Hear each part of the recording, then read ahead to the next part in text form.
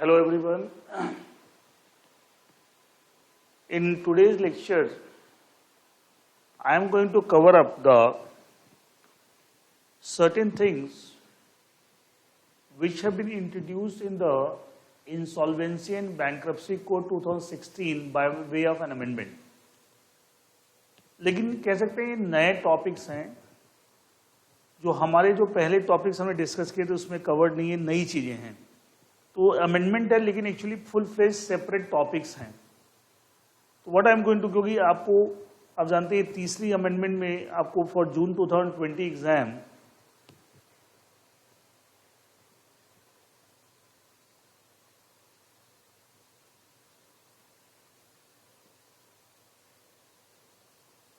इसमें तीसरा लेक्चर है in this context, in the context of the paper corporate restructuring, insolvency, liquidation and winding up new syllabus. जो first lecture मैंने आपको लिया था that was covering the amendments in other chapters other than insolvency and bankruptcy code 2016. Second lecture was pertaining to the amendments in the IBC, Insolvency and Bankruptcy Code 2016. और ये जो तीसरा lecture अभी मैं ले रहा हूँ ये भी IBC से रिलेटेड है. Again it is relating to the insolvency and bankruptcy code 2016. लेकिन ये एक्चुअली पूरे नए टॉपिक्स हैं और ये भी अमेंडमेंट से इंट्रोड्यूस हुए, लेकिन ये एग्जिस्टिंग टॉपिक में चेंज नहीं होगा, अदर न्यू टॉपिक्स आ गए. ये भी अमेंडमेंट का ही पार्ट है. तो मैंने एक टॉपिक में नाम दे दिया मिसलेनियस. आपके IBC insolvency and bankruptcy code 2016 के अंदर हमने चैप्टर नंबर 14 से लेकर 22 सारे चैप्टर पहले पढ़े थे. उन सारे चैप्टर के अमेंडमेंट्स भी मैंने लास्ट सेकेंड लेक्चर में करा दिया था. अब एक जैसे हम एक सेपरेट चैप्टर बना लेते हैं मिसलेनियस टॉपिक्स. हम उसके अंदर वो चीजें कवर करेंगे जो नई चीजें इंट्रोड्यूस हो गई हैं एंड जो पहले के चैप्टर में कवर्ड नहीं है. ये भी अमेंडमेंट के थ्रू इंट्रोड्यूस हुए तो वो मैं डिस्कस करूंगा. एंड मैंने एक चैप्टर ही बना दिया मिसलेनियस. तो कैसे अमेंडमेंट है बट पूरा मिसलेनियस के नोट्स वगैरह सब आपको प्रोवाइड हो रहे हैं. एंड तो उसमें मिसलेनियस टॉपिक्स जो हैं relating to IBC code, insolvency and bankruptcy code 2016, उससे रिलेटेड जो मिसलेनियस टॉपिक्स हैं उस मिसलेनियस टॉपिक में जो पहला टॉपिक मैं ले रहा हूँ that is the first topic. 4 topic हम लेंगे मिसलेनियस में. 1, 2, 3, 4 topics under the heading or chapter miscellaneous topics relating to the Insolvency and Bankruptcy Code 2016. पहला जो टॉपिक मैं ले रहा हूं that is the fast track corporate insolvency resolution process. Fast track corporate insolvency resolution process. This concept is given under, ये ज़्यादा amendment नहीं है, ये पहले से ही था लेकिन हमने पहले कहीं कवर नहीं किया, आपके सिलेबस में भी नहीं देखा, लेकिन मुझे लगता है इंपॉर्टेंट चीज़ है. दैट्स वाई मैं अब डिस्कस कर रहा हूँ अंडर द मिसलेनियस टॉपिक्स. इसके जो प्रोविजंस हैं they are given under chapter 4 of part 2 of IBC code. आप सबको पता है कि आईबीसी कोड के अंदर पहले पार्ट्स हैं, फिर हर एक पार्ट्स के अंदर चैप्टर. तो जो पार्ट नंबर 2 है that is relating to the corporate insolvency resolution process, वो पार्ट 2 का जो चैप्टर 4 है. एंड चैप्टर 4 में जो सेक्शंस हैं दैट इज सेक्शंस 55 to 58.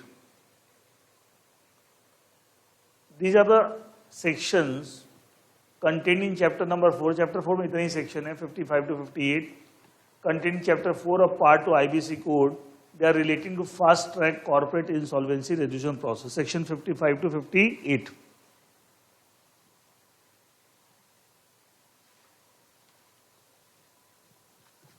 ये क्या कंसेप्ट है देखिए.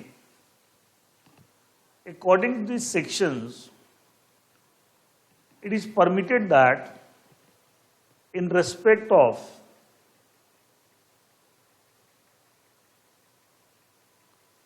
certain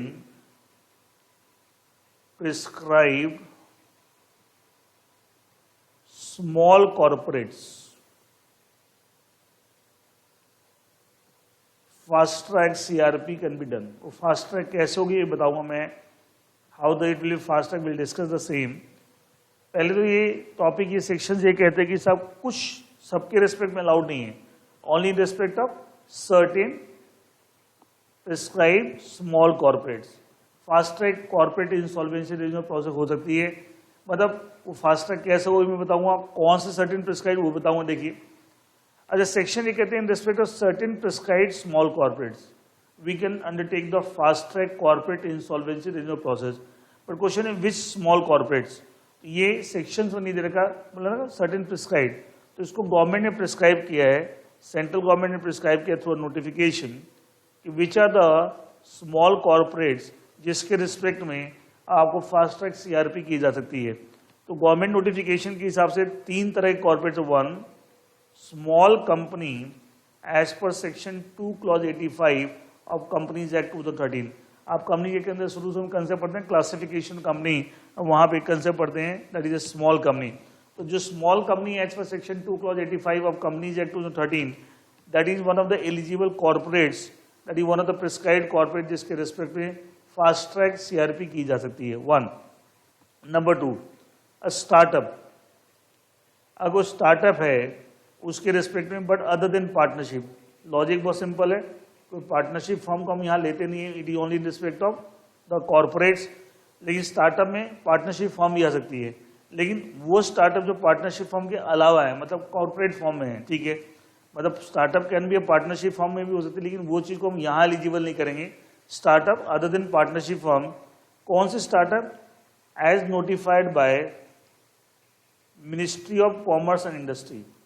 ministry of commerce and industry ने एक नोटिफिकेशन निकाला था जिसके अंदर स्टार्टअप का कुछ क्राइटेरिया दिया कि स्टार्टअप किसे कहेंगे, उस क्राइटेरिया के हिसाब से जो भी आपको स्टार्टअप्स हैं, लेकिन अगर कोई स्टार्टअप पार्टनरशिप फॉर्म के फॉर्म में तो उसे एक्सक्लूड कर दिया, बिकॉज यहाँ पे सिर्फ कॉर्पोरेट्स की बात कर रहे हैं। तो कोई कॉर्पोरेट जो स्टार्टअप है as per the criteria notified by ministry of commerce industry, that startup is also eligible for fast track CRP. तीसरा, कोई अनलिस्टेड कंपनी जिसके total assets as reported in the financial statement of the preceding financial year is less than equal to 1 crore. वो unlisted company है, listed नहीं होनी चाहिए, should be unlisted, and जिसके total asset 1 crore या उससे कम है as reported in the financial statement of the immediately preceding financial not exceeding ₹1 crore, मतलब maximum it is 1 crore. And मतलब ये 3 तरह के प्रिस्क्राइब्ड स्मॉल कॉर्पोरेट है जिनके रिस्पेक्ट में we can take the fast track CRP. एक तो small company as per company act section 2 clause 85, दूसरा startup as per the notification issued by startup, criteria कैसे लेंगे, notification issued by ministry of commerce and industry, but उस criteria के साथ partnership form भी हो सकती है, बट उसे हम यहाँ पे नहीं लेंगे because we are talking only about corporates. तीसरा, अनलिस्टेड कंपनी, कैसे अनलिस्टेड कंपनी, जिनके टोटल एसेट 1 करोड़ से ज्यादा नहीं, 1 करोड़ या उससे कम है as reported in the financial statement of the last preceding immediately preceding financial year. तो ये 3 तरह के कॉर्पोरेट्स है as per central government notification, MCA notification. Central government का मतलब है कि एमसीए नोटिफिकेशन, जिनके रिस्पेक्ट में फास्ट ट्रैक सीआरपी की जा सकती है। अब ये फास्ट ट्रैक होता कैसे, इसको समझिएगा। देखिए जनरली आपने पढ़ा है सेक्शन 12 के अंदर एक कॉर्पोरेट इंसॉल्वेंसी रेजोल्यूशन प्रोसेस जो होता है पूरा, जो आपने सेक्शन 12 में पढ़ा है CRP, corporate insolvency resolution process जो पूरा होता है, उसके अंदर मैक्सिमम इट शुड बी जो जनरल प्रोविजंस हैं एज पर सेक्शन 12 180 डेज में कंप्लीट हो जाना चाहिए from the insolvency commencement date. However 90 days की एक्सटेंशन हो सकती है, ये सब पढ़ा आपने। लेकिन अगर हम फास्ट ट्रैक में जाते हैं, और फास्ट ट्रैक में किसके रिस्पेक्ट में जा सकते हैं, मैंने बताया not in respect of all the corporates, only respect of certain small corporates. वो कौन से बताया, तो उस केस में according to this section 55 to 58 the fast track CRP must be completed within 90 days from the date of commencement of insolvency. Insolvency commencement date से 90 दिन के अंदर कंप्लीट, मतलब हाफ, इसका half. And it can be extended by maximum 45 days, that is 135 days total, और यहाँ 270 days है। तो कैसे थे, 50% टाइम हो गया, हाफ टाइम हो गया। अच्छा, ये 45 डेज की एक्सटेंशन कौन देगा, adjudicating authority, that is NCLT. इसके एप्लीकेशन लगाने पे रेजोल्यूशन प्रोफेशनल, वो सब तरीका है। पहले कमिटी ऑफ क्रेडिटर्स एक डिसीजन लेगी कि साहब हमें एक्सटेंशन चाहिए, एंड वो कमिटी ऑफ क्रेडिट डिसीजन लेगी बाय 75% मेजोरिटी, एंड उसको उस डिसीजन में ऑथराइज करेंगे रेजोल्यूशन प्रोफेशनल को, किस लिए, to apply to the NCLT seeking the extension, then NCLT में grant the extension of maximum 45 days. तो पहले CoC committee of creditor will take a decision कि हमें एक्सटेंशन चाहिए, कितनी मेजोरिटी से लेंगे, 75% मेजोरिटी, उसके बेसिस पे आरपी को ऑथराइज करेंगे, RP will apply to NCLT, NCLT में grant the extension of maximum 45 days, इससे ज्यादा अलाउड, एक ही बार एक्सटेंशन अलाउड है, नॉट मोर देन दैट। अच्छा एक चीज ध्यान रखना, सेम चीज यहाँ भी है, 90 डेज एक्सटेंशन के लिए सीओसी डिसीजन लेती है, authorising the RP, RP apply to NCLT. लेकिन एक बात यहाँ फर्क है, यहाँ पे पहले 75% मेजोरिटी से यहाँ भी सीओसी डिसीजन लेता था, और अब ये चेंज होकर 66 हो गया, जो सेक्शन 12 में है। 75% है भी चेंज टू 66, लेकिन जो फास्ट ट्रैक सीआरपी है इस पे रेस्पेक्ट में आज भी 75 ही लॉ में लिखा हुआ है, क्योंकि हो सकता है ये अभी प्रोविजन शायद प्रैक्टिकली बहुत ज़्यादा यूज नहीं हुए होंगे इंडस्ट्री में, इसे किसी ने ध्यान नहीं दिया, बट ये प्रोविजन आज भी 75% यहाँ लिखा हुआ है। I can't change the law, but this is my understanding कि फ्यूचर में ये भी 66% में कन्वर्ट होगा, चेंज होगा, अमेंड होगा, बट फिलहाल अब जो लॉ में लिखा हुआ I can't change the law, इसलिए। लेकिन मैंने बता दिया, अब कंफ्यूज मत हो जाना कि जो जनरल प्रोविजन है वहाँ पे 75% पहले था, अमेंड हो गया 66 हो गया, लेकिन यहाँ पे 75% अभी भी लिखा हुआ है, चेंज नहीं हुआ, but it will be amended definitely in the future. हो सकता है इंडस्ट्री में अभी तक ये चीज़ यूज नहीं हुई, इसलिए पता। एक तो मैंने बताया साहब, इनके रिस्पेक्ट पे हम फास्ट ट्रैक सीआरपी कर सकते हैं कि मैंने बताया। दूसरा, आप फास्ट ट्रैक कैसे, ये मैंने समझाया, how it is a fast track, how it actually acting in the fast track, just discuss that, because actually here you are finding that it is fast track, because here in this case time taken is half, 180 की जगह 90 days है, और 90 days की जो extension हो सकती है वो 45 डेज है, just half, and that's why it is called a fast track corporate insolvency resolution process. इसमें भी लिखा हुआ है कि जो एप्लीकेशन लगाते हैं for commencing the initiating the fast track CRP application, मान लिया कोई एक company x limited, let's say it is eligible for, let's say it is eligible for fast track CRP. और कौन कौन एलिजिबल है, 3 तरह की कंपनी बताई थी मैंने आपको, small company, startup company, unlisted, वो तीनों बताई थी मैंने। मान लीजिए एक उनमें किसी में फॉल करती है, तो अगर अप्लाई करना है तो ये कॉर्पोरेट डेटर है,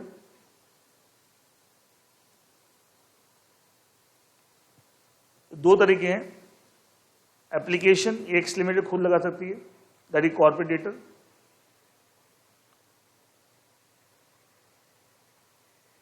और इट कैन बी क्रेडिटर, इन दोनों कोई भी एप्लीकेशन लगा सकता है। इसको एप्लीकेशन लगाएगा into the NCLT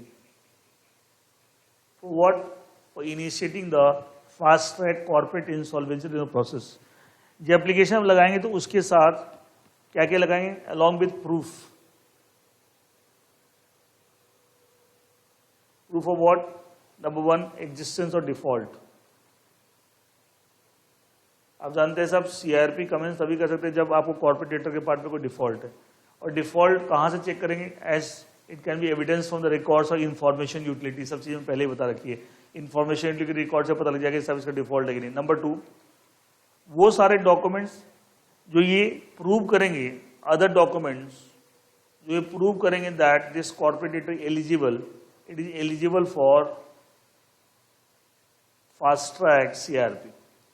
her corporate तो एलिजिबल है नहीं, तो उसके बाद आप उनको डॉक्यूमेंट सबमिट करेंगे साहब, इधर I am a small company और अ स्टार्टअप और व्हाटएवर, इट मींस उसके भी documents to prove that you are eligible for fast track CRP. इन सारे डॉक्यूमेंट के साथ एप्लीकेशन लगेंगे to the NCLT adjudicating authority, now it will take a decision.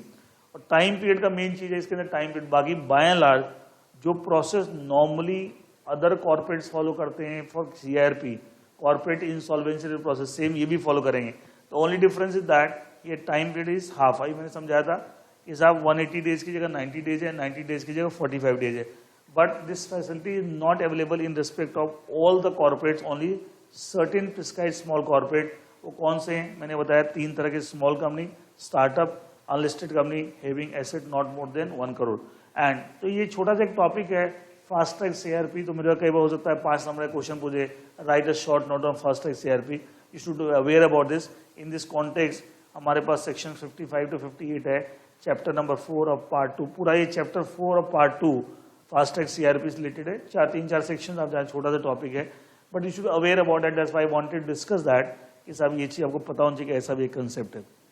That is the first topic in the miscellaneous chapter और chapter of miscellaneous topic. इसमें पहला topic हमने पढ़ा fast track CRP. Now I move on to the second topic in the miscellaneous chapter.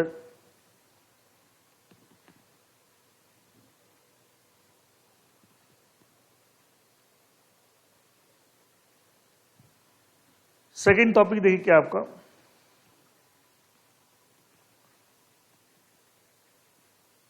Second topic is that is the application of Insolvency and Bankruptcy Code 2016 to certain financial service providers.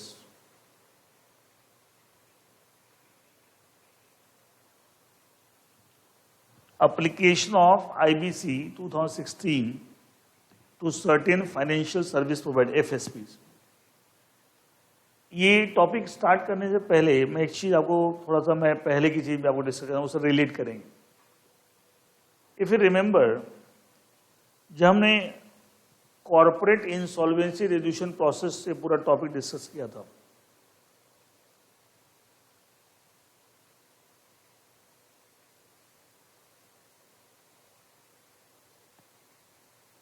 तो starting में एक बार discuss की CIRP कि सब कोई corporate debtor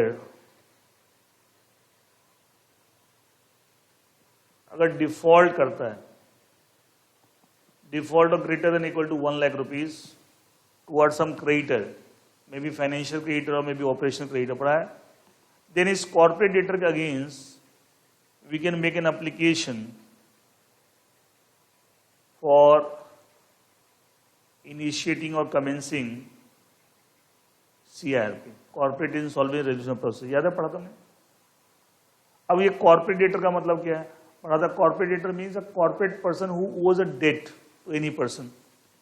corporate debtor है जैसे default के लिए, पहले तो कॉर्पोरेट डेटर किसे बोलेंगे, तो कॉर्पोरेट डेटर की डेफिनेशन में आया था साहब, कॉर्पोरेट डेटर किसे कहते हैं. Corporate debtor means a corporate person who was a debt to any other person. फिर सवाल होता है साहब ये कॉर्पोरेट पर्सन किसे कहते हैं, तो कॉर्पोरेट पर्सन में आया था साहब कंपनी आ सकती है, LLP आ सकती है, तो LLP को भी हम कॉर्पोरेट पर्सन ले रहे हैं. लेकिन उसमें लिखा होता है FSP फाइनेंशियल सर्विस प्रोवाइडर को हम इंक्लूड नहीं करेंगे. अगर कंपनी भी एल फाइनेंशियल सर्विस प्रोवाइडर तो उसे इंक्लूड नहीं करेंगे, like banks, insurance company, NBFC non banking financial company. तो भले कंपनी हो LLP, but if it is FSP मतलब nature of business financial service provider है, तो उसे हम कॉर्पोरेट पर्सन कवर नहीं करेंगे. याद हमने पढ़ा था शुरू में स्टार्टिंग में आपको, ठीक है. तो मैं एक चीज वहां ऐड करना चाहूंगा कि साहब इससे इसका इम्पैक्ट ये हुआ कि साहब अगर कोई कंपनी LLP है बट अगर वो फाइनेंशियल सर्विस प्रोवाइडर है, it is not a corporate person. जब वो कॉर्पोरेट पर्सन नहीं है तो अगर वो डेट वो भी कर रहा है तब भी वो कॉर्पोरेट डेटर नहीं है, तो उसके अगेंस्ट हम यहाँ पे कोई CRP कमेंट्स नहीं कर सकते थे. इसलिए आपको स्टार्टिंग में पढ़ा था इस फाइनेंशियल सर्विस प्रोवाइडर के ऊपर IBC कोड अप्लाई नहीं होता, मतलब IBC क्योंकि उसके अगेंस्ट, क्योंकि टेक्निकली IBC कोड के प्रोविजन का इस्तेमाल करके we can make an application for initiating the CRP against a corporate debtor. लेकिन कॉर्पोरेट डेटर होने के लिए कॉर्पोरेट पर्सन जरूरी है. कॉर्पोरेट पर्सन की डेफिनेशन में फाइनेंशियल सर्विस प्रोवाइडर एक्सक्लूडेड है. इसका मतलब बेसिकली टेक्निकली देखा जाए, जब कोई financial service provider technically corporate person में आ नहीं रहा, कॉर्पोरेट पर्सन में नहीं आया तो कॉर्पोरेट डेटर नहीं है, तो उसके अगेंस्ट आप कैसे स्टार्ट करेंगे. इसलिए नेट इफेक्ट ये था कि IBC 2016 ये आपको फाइनेंशियल सर्विस प्रोवाइडर के ऊपर अप्लाई नहीं होता. लेकिन अभी तक ये पोजीशन थी. अभी रिसेंट पास में कुछ इंडस्ट्री में इश्यूज आए और जिसकी वजह से लगा कि सर हमें कुछ तरह के फाइनेंशियल सर्विस प्रोवाइडर्स के ऊपर भी IBC के प्रोविजन लगा के उस तरह की सिचुएशन को हैंडल करने की जरूरत है. वो क्या था मैं समझाया था. देखिए आपने एक सुना होगा, एक स्कैम हो गया था बीच में DHFL का, दीवान हाउसिंग फाइनेंशियल लिमिटेड, दीवान हाउसिंग फाइनेंस लिमिटेड. ये एक NBFC है या हाउसिंग फाइनेंस लिमिटेड कंपनी, और ऐसे और भी बहुत इसमें स्कैम हो गया था.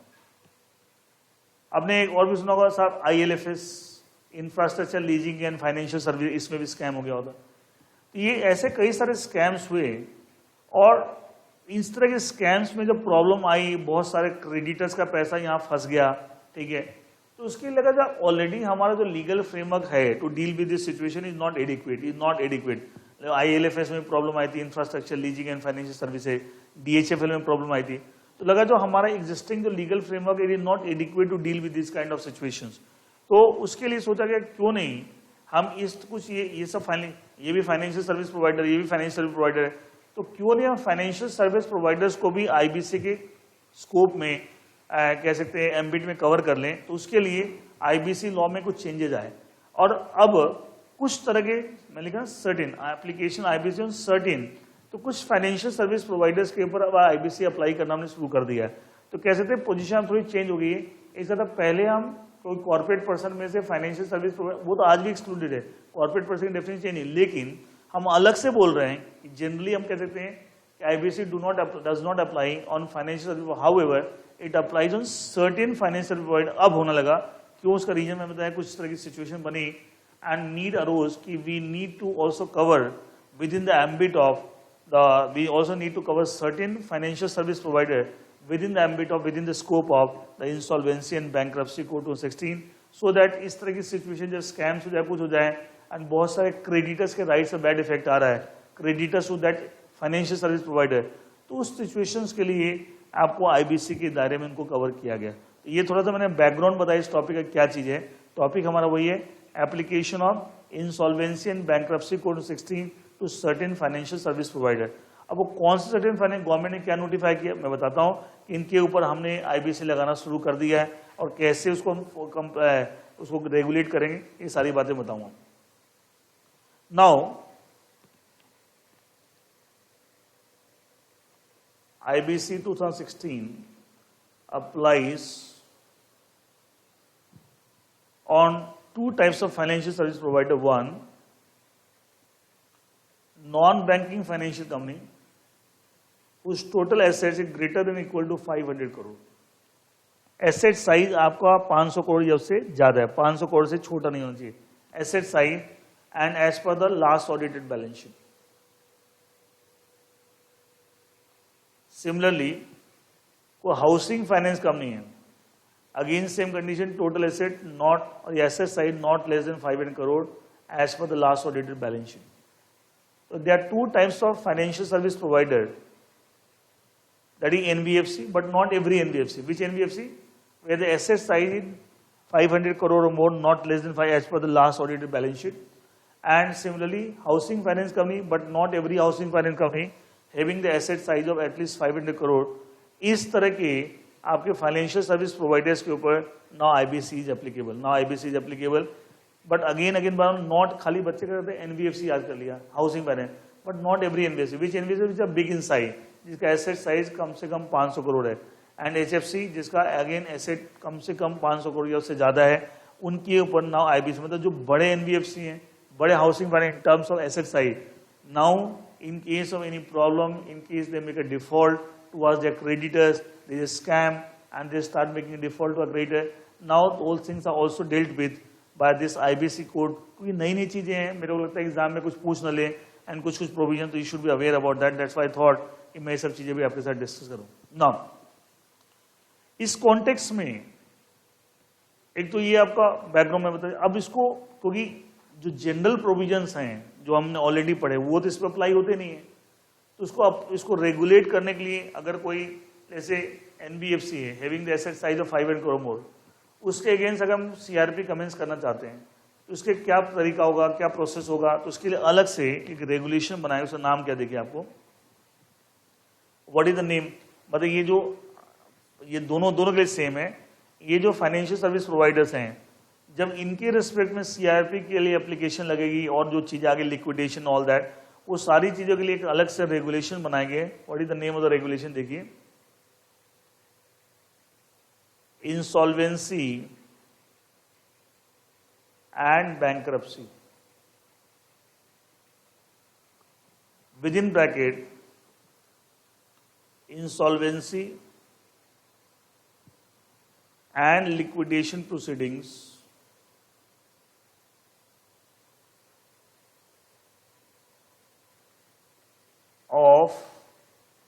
financial service providers and application to adjudicating authority rules 2019. ये आपको गवर्नमेंट ने बनाए हैं. Insolvency and bankruptcy with in bracket insolvency and liquidation proceedings किसकी? Of financial service providers and application to adjudicating authority bracket rules 2019. ये जो law है specifically आप देख रहे हैं, it is relating financial service provider.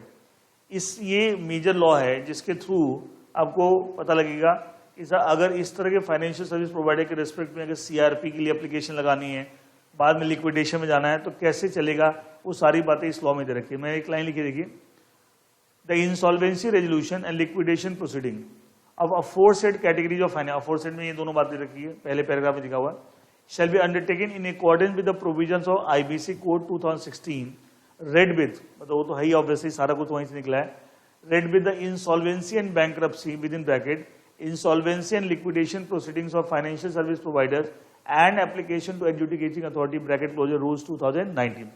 अब हम जो भी इस टॉपिक में डिस्कस करेंगे, इन रूल्स में क्या दे रखा है regarding the corporate insolvency resolution process and liquidation proceeding of these kind of financial service provider, वो सारे हम इस रूल से हम डिस्कस करेंगे कि रूल्स में क्या प्रोविजन है.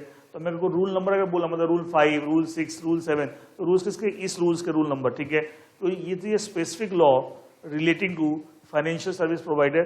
तो अब हम इस रूल्स के जो कंटेंट्स हैं, different rules relating to different जैसे rule number 5 it deals with the corporate insolvency resolution process, तो उसमें क्या प्रोविजन दे रखे हैं. ऐसे करके रूल नंबर 7 जो लिक्विडेशन की बात करेगा, रूल नंबर 7 जो लिक्विडेशन प्रोसेस की बात करेगा, तो एक करके हम बात करेंगे. तो पहले हम रूल 5 की बात करते हैं. Is that clear? देखिए, अच्छा एक चीज और मैं बताना चाहूंगा इसके अंदर. इस रूल्स के अंदर एक जनरल, मतलब वो तो अभी पढ़ेंगे सब कुछ बताऊंगा. ज्यादातर क्या लिखा हुआ है कि जो प्रोविजन नॉर्मली अदर कॉर्पोरेट्स में लगते हैं, जैसे मान लीजिए कॉर्पोरेट इंसॉल्वेंसी रेजोल्यूशन प्रोसेस की बात करें, जो नॉर्मली अदर कॉर्पोरेट्स में लगते हैं other than financial service provider, same provision यहाँ भी लगेंगे.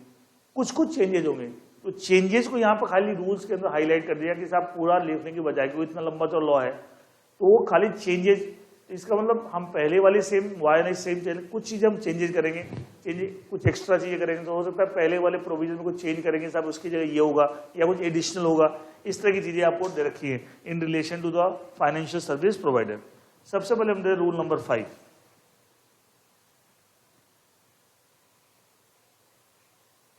एंड रूल 5 के जो प्रोविजन है that is in the context of that is the corporate insolvency resolution process, CRP. किसकी सीआरपी? फाइनेंशियल सर्विस प्रोवाइडर्स की. कौन से financial service provider? That is NBFC in housing finance company with asset size of at least 500 crore. Corporate insolvency resolution process, CRP. इस rule 5 के ना clauses हैं, ए B C D कैसे करके 4 क्लॉजेज हैं, एक एक करके हम सारे क्लॉज. पहले क्लॉज ए देखिए, किससे देखिए, पहले रूल 5 क्या बोलता है. ये बोलता है कि साहब जो भी प्रोविजंस आपने सेक्शन 6 to 32 में पढ़े हैं relating to general corporate debtor, same provision यहां भी लगेंगे with some modification, some kind of changes. वो क्या है मैं पढ़ता हूं.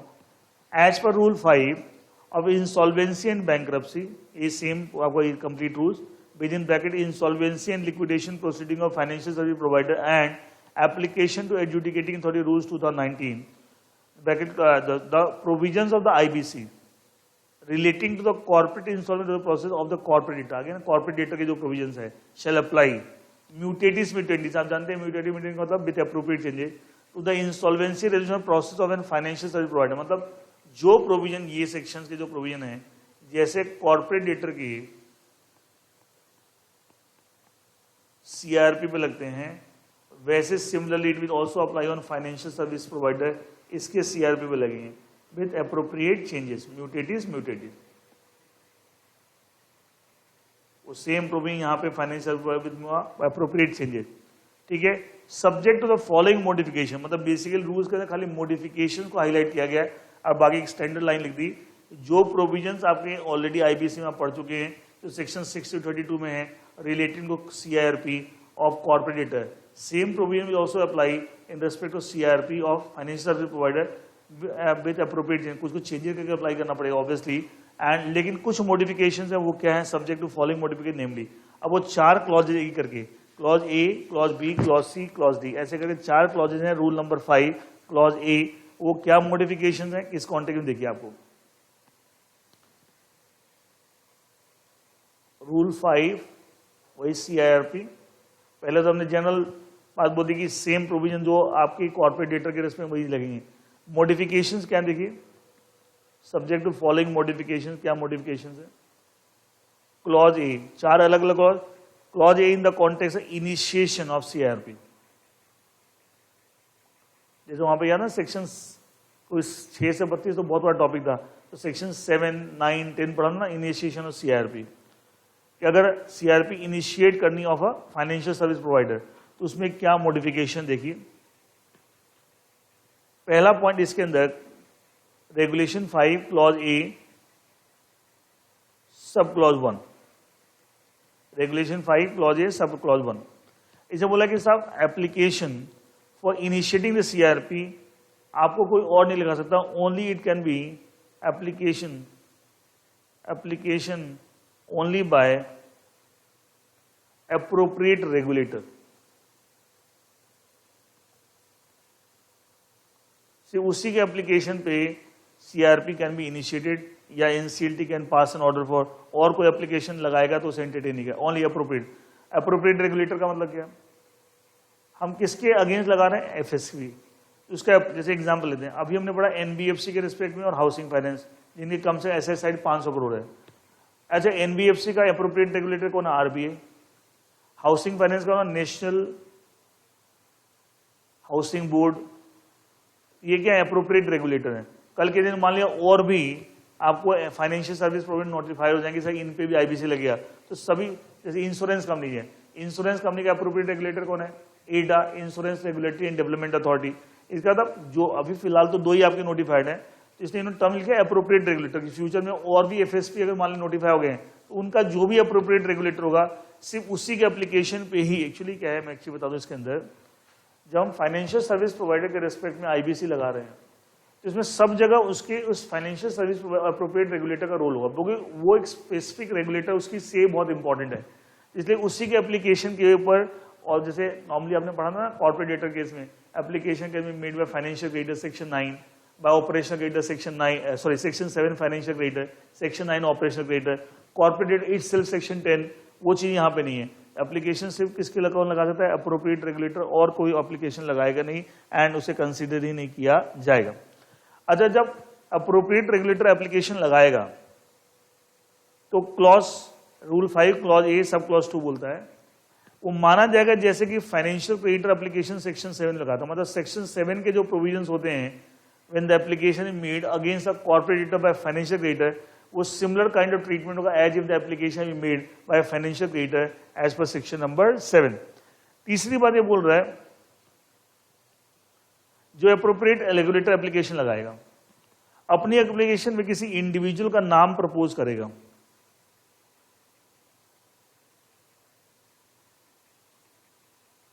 इस सब so and so person should be appointed as the administrator, ये भी अप्रोप्रिएट रेगुलेटर एप्लीकेशन में प्रपोज करेगा एंड उसको फाइनली NCLT एडजुडिकेटिंग अथॉरिटी, यहां पे जानते हैं NCLT उसको अप्रूव कर देगी। Now that person will act as the administrator in the entire process of the FSP। ये मैं क्या एडमिनिस्ट्रेटर क्या मैं समझाता हूं आपको, देखिए आपको। अब देखिए बताइए, जब आपने पहले पढ़ा था कॉर्पोरेट डेटा के रिस्पेक्ट में, तो शुरू में जो एप्लीकेशन लगाता है सेक्शन 7, 9, 10 में, एप्लीकेशन में IRP का नाम आता है, इंसॉल्वेंसी रिजोल्यूशन प्रोसेस। वो होता है बेसिकली इंसॉल्वेंसी प्रोफेशनल है, बट उस कॉन्टेक्स्ट उस पर्टिकुलर केस में वो IRP है।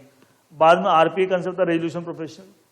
बाद में एक अगर लिक्विडेशन लिक्विडेटर कंसेप्ट आता है, होता था बेसिकली इंसॉल्वेंसी प्रोफेशनल है, बट वो अलग अलग स्टेजेस पे अलग अलग रोल प्ले करा, IRP, RP, लिक्विडेटर, याद है हमने सब पढ़ा था। अच्छा, होता वही सेम चीज यहां भी है। अच्छा, यहां पे लेकिन हम टर्म डिफरेंट यूज करें, क्या यूज करें, एडमिनिस्ट्रेटर, क्या यूज करें, एडमिनिस्ट्रेटर।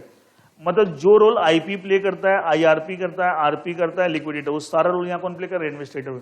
अच्छा, वहां भी क्या वो अलग अलग लोग थोड़ी होते हैं, सेम वही इंसॉल्वेंसी प्रोफेशनल होता है। अलग अलग कॉन्टेक्स्ट में उसको अलग अलग नाम दे दिया गया है। वैसे ही सेम चीज यहाँ एडमिनिस्ट्रेटर हम बोलेंगे, तो एडमिनिस्ट्रेटर का भी रोल यहाँ पे वैसा ही है जैसे कि आईपी का होता है in the context of corporate data. कभी आप आईआरपी बिहेव कर रहे हैं, कभी आरपी, कभी लिक्विडेटर, वैसे ही ये सारा रोल एडमिनिस्ट्रेटर प्ले करेगा। अच्छा, वहां पे हमने पढ़ा था कि जो आईआरपी है पॉइंट होता है जो बाद में आरपी बन सकता है, बाद में लिक्विडेटर बन सकता है, उसको भी तो प्रपोज वही एप्लीकेंट करता है और एनसीएलटी उसको अप्रूव करता है। सेम चीज एप्लीकेंट कौन है? अप्रोप्रिएट रेगुलेटर, वो एप्लीकेशन लगा रहा है, तो वही किसी इंडिविजुअल का नाम प्रपोज करे अपने एप्लीकेशन में तो आप पॉइंट एडमिनिस्ट्रेटर, एंड अगर उसको एनसीएलटी अप्रूव कर देगी, now that person will take care of the entire the CRP and if the need arise liquidation process of the financial service provider. तो 3 क्लॉजेस थे, सब क्लॉजेस थे रिगार्डिंग द इनिशियल सीआरपी। ये modification है ना, application कौन लगा सकता है? Only appropriate regulator. जब एप्लीकेशन लगाएगा तो माना जाएगा जैसे कि फाइनेंशियल क्रेडिटर की तरह ही ट्रीट किया जाएगा as per the provision section 7, and साथ में एक एडमिनिस्ट्रेटर जो उस नाम प्रपोज किया अप्रोप्रिएट रेगुलेटर एप्लीकेशन में, तो appointed by the order of the NCLT, bye the order of the NCLT. That is the section rule 5 clause A, modification in the context of initiation of CRP. उसमें क्या कुछ changes हैं, ये चीजें वहां नहीं थी आपको, ठीक है। बाकी सारे प्रोविजन सेम चलेंगे जो नॉर्मली कॉर्पोरेट डेटा के रिस्पेक्ट में चलते हैं विद अप्रोप्रिएट चेंजेस। क्लियर? ये मॉडिफिकेशन जो इन्होंने स्पेसिफाई किया है rule 5 clause A in the context of initiation of CRP. Now modification in the context clause B, rule 5 clause B, modification in the context of moratorium. Modification in the context of moratorium. Rule 5 clause B, इसके respect में क्या है? ये बोला जब section 14 के अंदर जो मोरेटोरियम का प्रोविजन वो सेम चलेंगे, वो तो चलेंगे, लेकिन save as provided in section, मतलब एक्सेप्ट उसको छोड़ दीजिए, वो तो है उसके अलावा। अच्छा, अगर आपको याद हो एक्चुअली क्या इस टॉपिक को पढ़ते समय आपको पहले के प्रोविजन भी सारे याद, इससे मैं लास्ट में टॉपिक लिया कि आप सारा कुछ पढ़ के लास्ट में पढ़े, तो बार बार हम पीछे के टॉपिक से रिलेट करेंगे। देखिए, as per section 14 of IBC code, moratorium start होता है फ्रॉम इंसॉल्वेंसी कमेंसमेंट डेट, यहां से इस पीरियड। यहां पे मॉडिफिकेशन बोले ये तो है ही, बोला ना सेव एज एक्सेप्ट, मतलब जो वहां है वो तो है ही है, उसको छोड़ के उसके अलावा ये बोला मान लो date of making the application by the appropriate regulator, application regulator लगाएगा, and let's say this is the date of admitting or rejecting the application, जो भी होगा इस पीरियड में मोरेटोरियम चलेगा। ये एक्स्ट्रा हो गया, ये चीज वहां नहीं है in the context of corporate debtor section 14 में। वहां मोरेटोरियम स्टार्ट होता है from the insolvency commencement date, वहां स्टार्ट होता है, तो वो तो जो वहां है वो यहां भी रहेगा, बोला सेम चीज यहां भी चलेगी। एडिशनल क्या बोल दिया इन्होंने, ये सब जिस दिन एप्लीकेशन लगाई और जिस दिन तक डिसाइड नहीं होता वेदर एडमिटेड और रिजेक्टेड, वो 14 दिन का टाइम होता है ना, आपको याद होगा, इस पीरियड में भी मोरेटोरियम चलेगा। और मोरेटोरियम वही सेम चीज चलेंगे जो सेक्शन 14 सब सेक्शन 1 में 4 ABCD दे रखे हैं, वो सारे प्रोविजन चलेंगे कि कहीं उस FSV के अगेंस्ट कोई भी सूट लीगल प्रोसीडिंग नहीं हो सकती, कोई उसकी प्रॉपर्टी के अगेंस्ट कोई अपने राइट्स को इन्फोर्स नहीं कर सकता, वो FSP अपने प्रॉपर्टी राइट्स को ट्रांसफर नहीं कर सकती, वो सारे से सेम चलेगा जो सेक्शन 14। लेकिन पीरियड पहले जो चल रहा था वो तो है, एडिशनल क्या हो गया, between the date of making the application and the date of admitting the और रिजेक्टिंग द, इस पीरियड में भी क्या चलेगा, मोरेटोरियम चलेगा, दैट इज मेंशन हियर। अच्छा, एक श्योर मोरेटोरियम चलने का मतलब उस FSP के अगेंस्ट कुछ नहीं होगा, लेकिन जो फाइनेंशियल सर्विस प्रोवाइडर का रजिस्ट्रेशन विद सम रेगुलेटर है या उसको कोई लाइसेंस मिल रखा है to carry on the financial services, क्या वो सस्पेंड या टर्मिनेट? नो, मतलब मोरेटोरियम होने का मतलब ये नहीं कि साहब उसकी जो फाइनेंशियल सर्विसेज को करने के लिए जो परमिशन मिल रखी है, लाइसेंस मिल रखा है, रजिस्ट्रेशन मिल रखा है फ्रॉम एनी अथॉरिटी, उसके ऊपर कोई इफेक्ट नहीं आएगा, that will continued, it will neither be suspended, it will not B cancelled, कुछ नहीं होगा, इट विल बी कंटिन्यूड, उस पर कोई इंपैक्ट नहीं आएगा, क्योंकि ये राइट है, अगर उसको हम कैंसिल कर दें तो काम ही नहीं कर सकता, इसलिए बोला उस पर कोई इफेक्ट नहीं आएगा, वो कंटिन्यू रहेगा। हाँ, आपकी बाकी सारी चीजें जो चीज इसके अगेंस्ट FSP के अगेंस्ट हो सकती है, उन सब पे मोरेटोरियम स्टार्ट हो जाएगा from the date of making the application up to the date of admitting और rejecting the application. If you remember, ऐसे सिमिलर प्रोविजन है ना इंडिविजुअल पार्टनरशिप फॉर्म के इंसॉल्वेंसी में, 2 बार मोरेटोरियम था, एक बार मोरेटोरियम आपको यहाँ था और एक तो यहाँ, लेकिन कॉर्पोरेट डेटा के रिस्पेक्ट ओनली एक ही बार था from the insolvency commencement date, पहले नहीं था। लेकिन अगर वो corporate debtor in the form of FSP है, फाइनेंशियल सर्विस प्रोवाइडर, यहाँ भी होगा, लेकिन आपको कोई इस पीरियड में उसके लाइसेंस रजिस्ट्रेशन कैंसिल होंगे, which enables FSP to carry on the services of financial to carry on the financial services, उस पर कोई बैड इंपैक्ट नहीं आएगा, दो licence registration will not be cancel. तो ये आपका मॉडिफिकेशन आ गया, मतलब नॉर्मल मॉरिटेरियम तो चलेगा, एक्स्ट्रा मॉरिटेरियम हो गया, लेकिन आपकी लाइबिलिटी आपके अगेंस्ट कुछ नहीं होता, बट आपके जो राइट्स हैं, राइट्स इन सेंस आपका रजिस्ट्रेशन लाइसेंस के ऊपर कोई बैड इफेक्ट नहीं आएगा। और इस पीरियड में मॉरिटेरियम का इफेक्ट वही होगा जो इस पीरियड में है, मतलब वही सारे प्रोविजन यहाँ भी आपको अप्लाई होंगे। पीरियड एक्स्ट्रा हो गया कह सकते हैं मॉरिटेरियम का, आपको जो मॉडिफिकेशन है यहाँ पे। तीसरी बात जो आपको यहाँ पे आगे रूल 5 क्लॉज सी,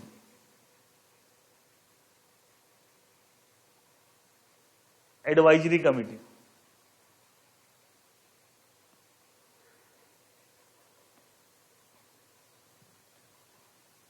इसके बारे में क्या प्रोविजंस है देखिए, ये बोल रहा है जो एप्रोप्रिएट रेगुलेटर है उसको अगर लगता है ये जरूरी, अगर उसे लगता है ये जरूरी है, not necessary, it may constitute and advisory committee to guide और assist the administrator in carrying out his functions। और ऐसा एप्रोप्रिएट रेगुलेटर कितने दिन में कर सकता है? Within 45 days from the date of insolvency commencement. जिस दिन इंसॉल्वेंसी कमेंस हुई उससे 45 दिन के अंदर ये कमेटी बना सकते हैं, advisory committee by appropriate regulator, जो कि एडमिनिस्ट्रेटर को उसे काम करने में हेल्प करेगा।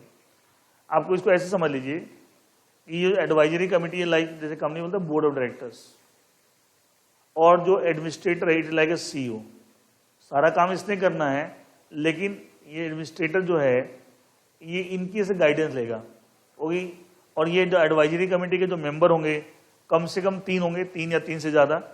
They must be of certain field having the good experience regarding the financial services. Financial services sector के उस फील्ड के एक्सपर्ट लोग हैं, ऐसे लोग को ही अप्रोप्रिएट रेगुलेटर्स कमेटी का पार्ट बनाएगी। और कम से कम कितने मेंबर की कमेटी होगी? मिनिमम 3 मेंबर्स की कमेटी होगी।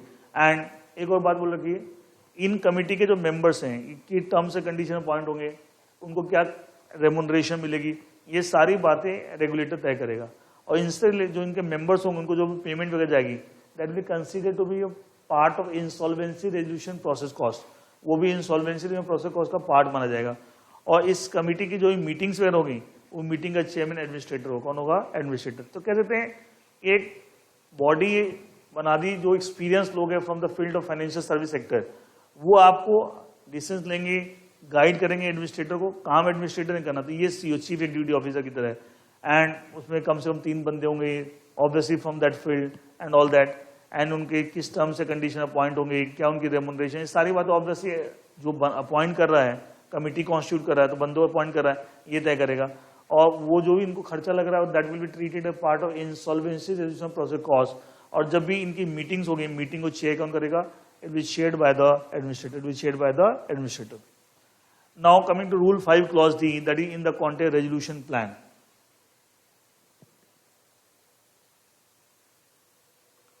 रूल 5 क्लॉज डी,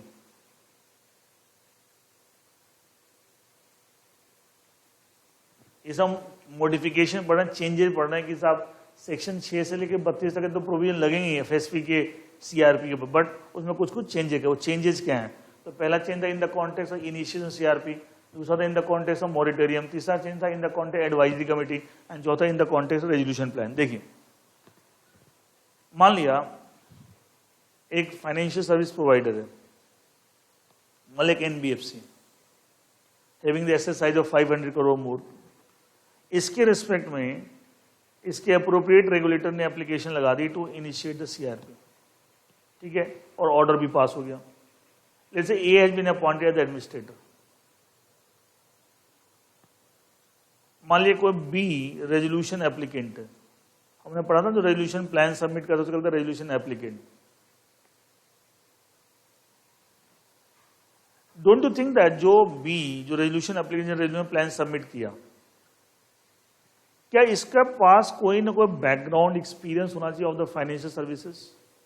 एक्सपीरियंस और बैकग्राउंड ऑफ, ये सुनो, क्योंकि अगर आपने प्लान दिया है और आप इसका चार्ज दे रहे हैं इस एनबीएफसी का, तो आपको खुद का भी तो और ये NBFC in the financial service sector, तो उससे रिलेटेड आपको एक्सपीरियंस बैकग्राउंड होना चाहिए। तो ये बात रेजोल्यूशन प्लान में लिखी जाएगी कि साहब जो रेजोल्यूशन एप्लीकेंट है, he had the background, he has experience, he has so many manpower related to financial service sector and all that. ठीक है, जरूर आपको याद होगा, हम रेजोल्यूशन प्लान को जब आपको रेजोल्यूशन प्रोफेशनल अप्रूव करता है सेक्शन 30 क्लॉज 2, तो उसमें कुछ कंडीशन थी, तो उसमें एक्स्ट्रा कंडीशन यहाँ पर क्या होगी, ये मॉडिफिकेशन है।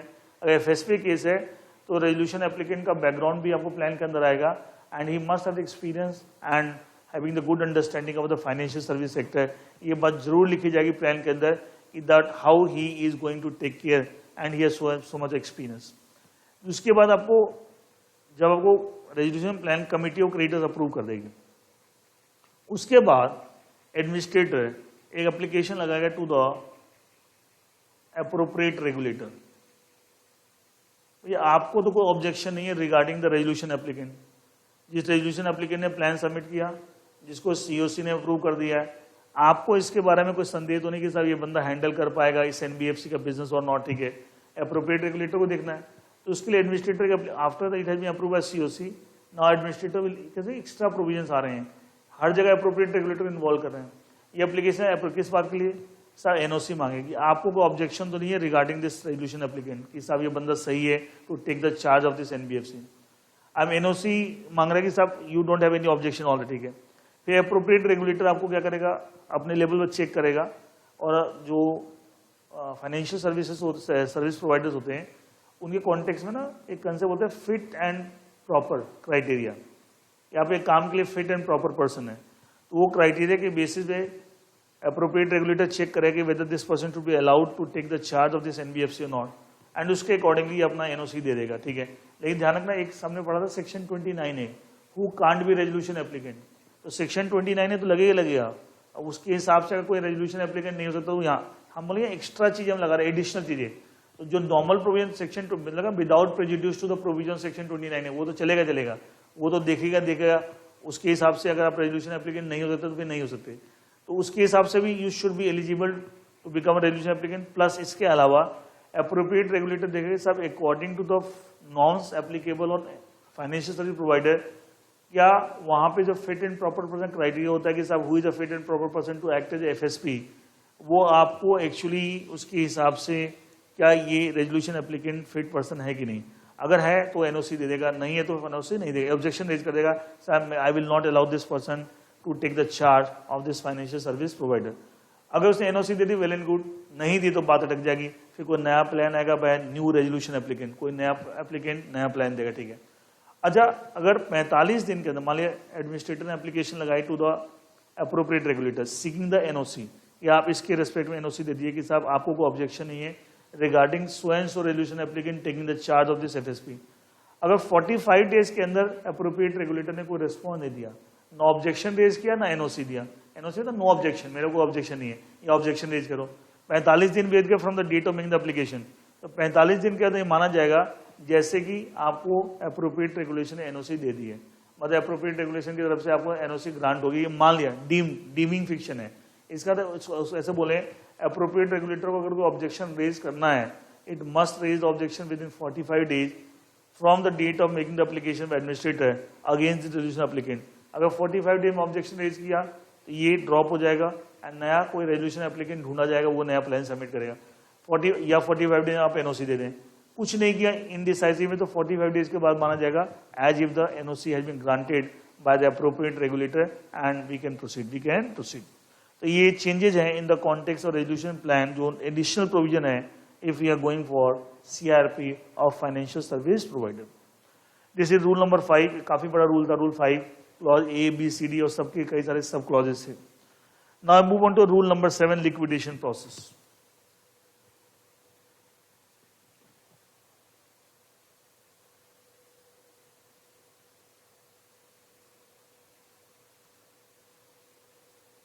लिक्विडेशन प्रोसेस,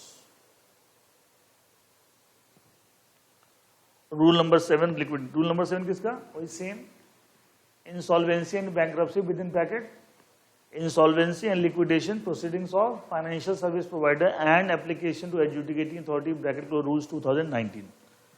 देखिए लिक्विडेशन प्रोसेस में क्या बोलते हैं, इट से दैट, फिर यहाँ भी सेम चीज कि पहले जो कॉर्पोरेट डेटर पे जो प्रोविजन लगते हैं सेम प्रोविजन यहाँ लगेंगे, लेकिन कुछ मॉडिफिकेशन क्या देखें.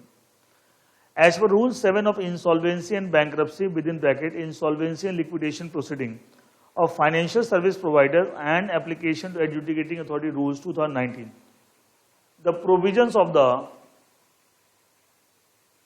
provisions of the code, that is IBC, relating to the liquidation process of the corporate debtor shall apply. Mutative मतलब जो भी provisions corporate debtor के respect में लगते थे regarding liquidation process सेम यहाँ लगेंगे, shall apply with appropriate changes mutative to the liquidation process of the financial service provider. मतलब FSP पे की liquidation process सेम टू ही लगेंगे, subject to following modification namely. देखिए क्या modifications हैं.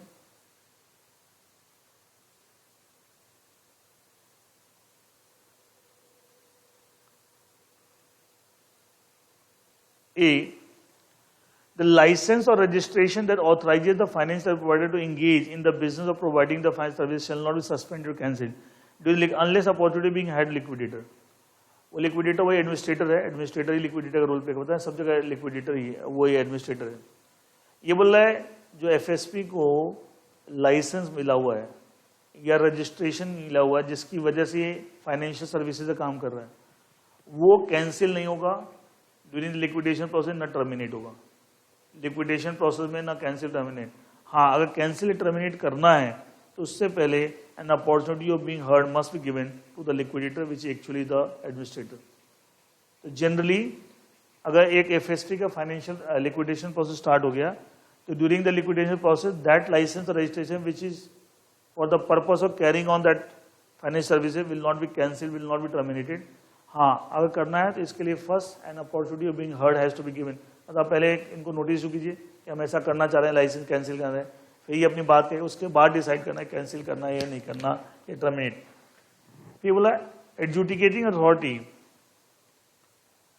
दो तरह के ऑर्डर जब भी पास करेगा, वो क्या मैं बताऊंगा. उससे पहले an opportunity of being adjudicate that is NCLT will give an opportunity of being heard to the appropriate regulator. यहां हर जगह एप्रोप्रिएट रेगुलेटर का रोल है, उसको अपनी बात कहने का मौका जो देगा, उसके बाद ही डिसाइड क्या डिसाइड करेगा. एक, liquidation of the FSP as per section 34, sorry section 33, sorry, and the dissolution of the FSP as per section 54.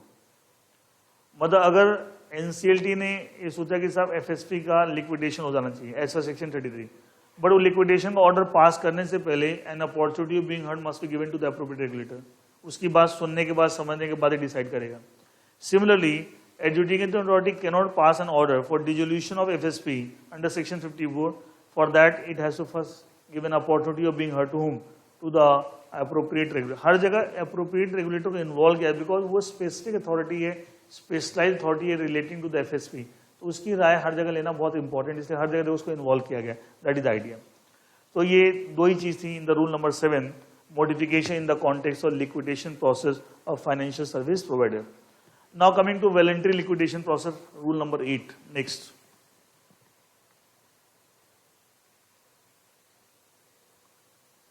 voluntary liquidation process. Voluntary liquidation process. ये देखिए क्या चीज. आपको याद होगा, आपने जब पहले पूरा डिटेल में आईबीसी पढ़ा, फिर वाइंडिंग अप चैप्टर पढ़ा, तो एक तो होता है कि साहब पहले सीआरपी हुई, सीआरपी सक्सेसफुल नहीं रहे तो हम लिक्विडेशन प्रोसेस जाते हैं, जो भी हमने डिस्कस किया था. अभी यहाँ भी पढ़ा था रूल 5, रूल 7. एक हमने वॉलंटरी वाइंडिंग पढ़ा था, voluntary liquidation, section 59 if you remember. And वो तब होता है कि अगर किसी कंपनी के डेट्स नहीं है या डेट्स हैं लेकिन वो डेट्स को बहुत इजीली रीपे कर देगी, तो वहां पे एक्चुअली इसका मतलब वो अपनी मर्जी से, या तो आपको कोई डेट्स ही नहीं, मतलब कोई क्रेडिटर नहीं है, या क्रेडिटर हैं उनके आप पैसे आराम चुका सकते हैं. तो ऐसे केस में अगर आप चाहें तो वॉलंटरी लिक्विडेशन में जा सकते, shortcut method of terminating the life of the company.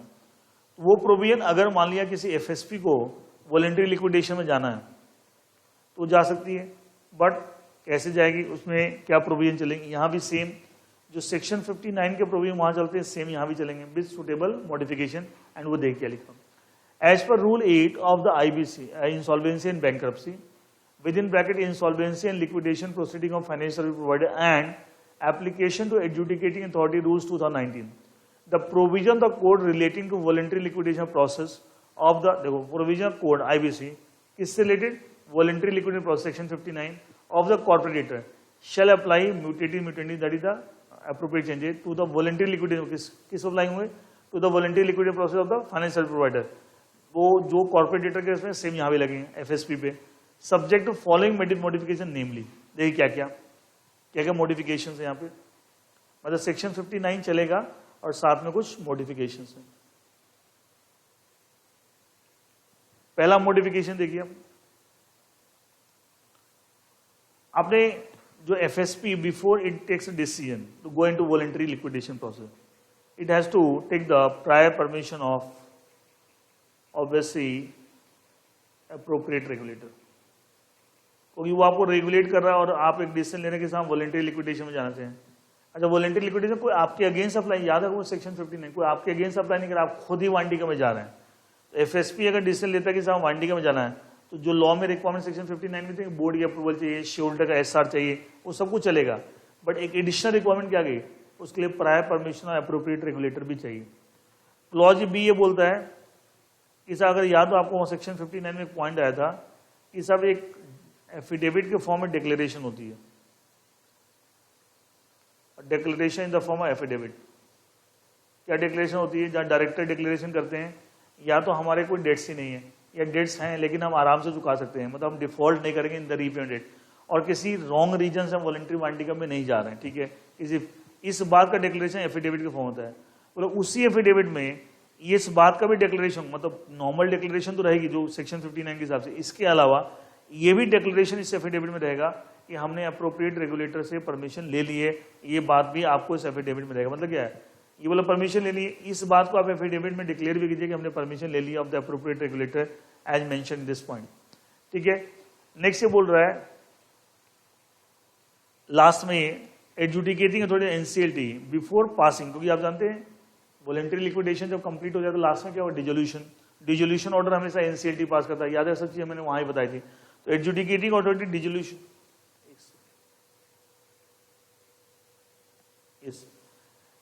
Adjudicating dissolution order pass करने से पहले, ये डिजोल्यूशन ऑर्डर सेक्शन 59 वही सेम सेक्शन में पास होने से पहले, it will give an opportunity of being heard to appropriate regulator, हर जगह अप्रोप्रिएट रेगुलेटर को इन्वॉल्व किया गया, मतलब आप डिसीजन ले रहे हैं कि वॉलंटरी वांडिंग में जाना है, FSP has to take the permission, इस बात को आप डिक्लेयर भी कीजिए एफिडेविट में, और अप्रोप्रिएट, क्योंकि वॉलंटरी लिक्विडेशन तो अपने लेवल पे FSP कर लेगा by complying with section 59 and complying with this two requirement, but finally जब डिजोल्यूशन होना है तो dissolution is done only by the order of the NCLT adjudicating authority. तो NCLT डिजोल्यूशन ऑर्डर पास करेगी, लेकिन उससे पहले एक अपनी बात कहने का मौका अप्रोप्रिएट रेगुलेटर, उसकी बात सुनने के बाद समझने के बाद it will take a decision to pass an order of dissolution under section 59 of the financial service provider.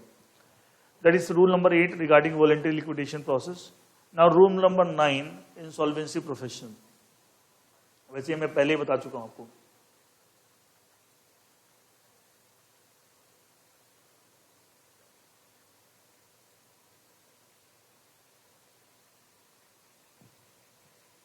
Rule number 9 क्या कहता है, देखिए rule number 9 of same, that is the insolvency and bankruptcy with in bracket insolvency and liquidation proceedings of financial service provider and application to adjudicating authority rules 2019। इसमें बोल रहा है कि साहब जो नॉर्मल, क्योंकि हम वही सारे प्रोविजन लगा रहे हैं तो वहाँ नॉर्मली कॉर्पोरेट डेटा पे लगते हैं, वहाँ तो बार बार टर्म क्या आएगा, वहाँ पर बार बार टर्म क्या आएगा, या तो IRP आएगा या IP आएगा या RP आएगा, लिक्विडेशन में लिक्विडेटर आएगा। तो बोले ये सारे रोल जो आएंगे अलग अलग सेक्शंस में जो हम यहाँ FSP में लगा रहे हैं, वो सारा रोल कौन प्ले करे, एडमिनिस्ट्रेटर, जो शुरू में was it was proposed by the appropriate regulator and approve by the NCLT, याद है हमने पढ़ा था। इसका मतलब जहां जहां इन सेक्शन में इनका रूल आ रहा है वो सारा रोल कौन प्ले करे, administrator, which has already been appointed in the very beginning, जो एप्लीकेशन एडमिट हुई थी बाय द NCLT एंड जिसका नाम प्रपोज किसने किया था, अप्रोप्रिएट रेगुलेटर ने। अच्छा, इसका मतलब जब इन सब का रोल ये प्ले करेगा, इसका मतलब क्या है, इन सब की जो पावर्स, फंक्शन, ड्यूटी, रिस्पॉन्सिबिलिटी क्या इसकी हो जाएगी, अलग अलग कौन है। जब administrative playing the role of this, तो जो इसकी पावर, फंक्शन, ड्यूटी, रिस्पॉन्सिबिलिटी वो इसकी हो जाएगी। When the administrative playing the role of this, जो पावर, फंक्शन, ड्यूटी है इसकी हो जाएगी। When you playing the role of liquidator, जो इसकी पावर, फंक्शन, ड्यूटी, रिस्पॉन्सिबिलिटी वो इसकी हो जाएगी। वही आपको यहाँ दे रखा है। और कभी भी पहले एडमिनिस्ट्रेटर अपॉइंट ही, मैंने बताया अप्रोप्रिएट रेगुलेटर ने सजेस्ट किया था, रिकमेंड किया था उसको एनसीएलटी ने।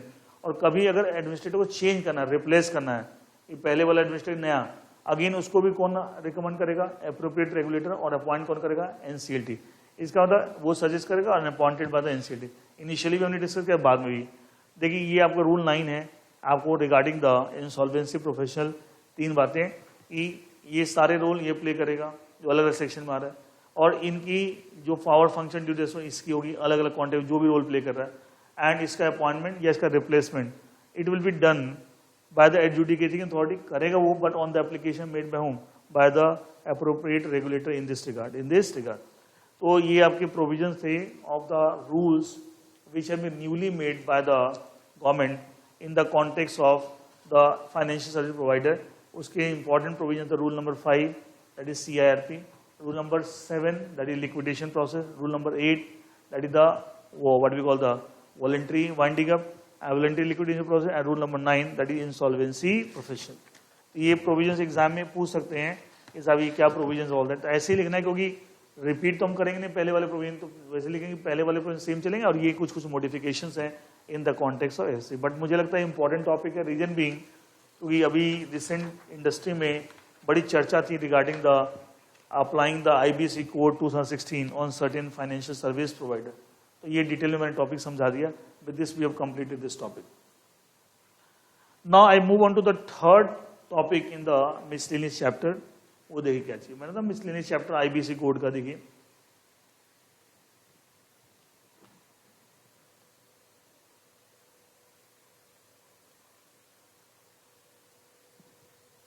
एक कंसेप्ट आपने याद हो आपको, मान लिया एक कंपनी एक्स लिमिटेड, और इस कंपनी का कोई कुछ भी ले, मान लिया फाइनेंशियल क्रेडिटर, मान लिया कोई बैंक है जिसने इसको लोन दिया,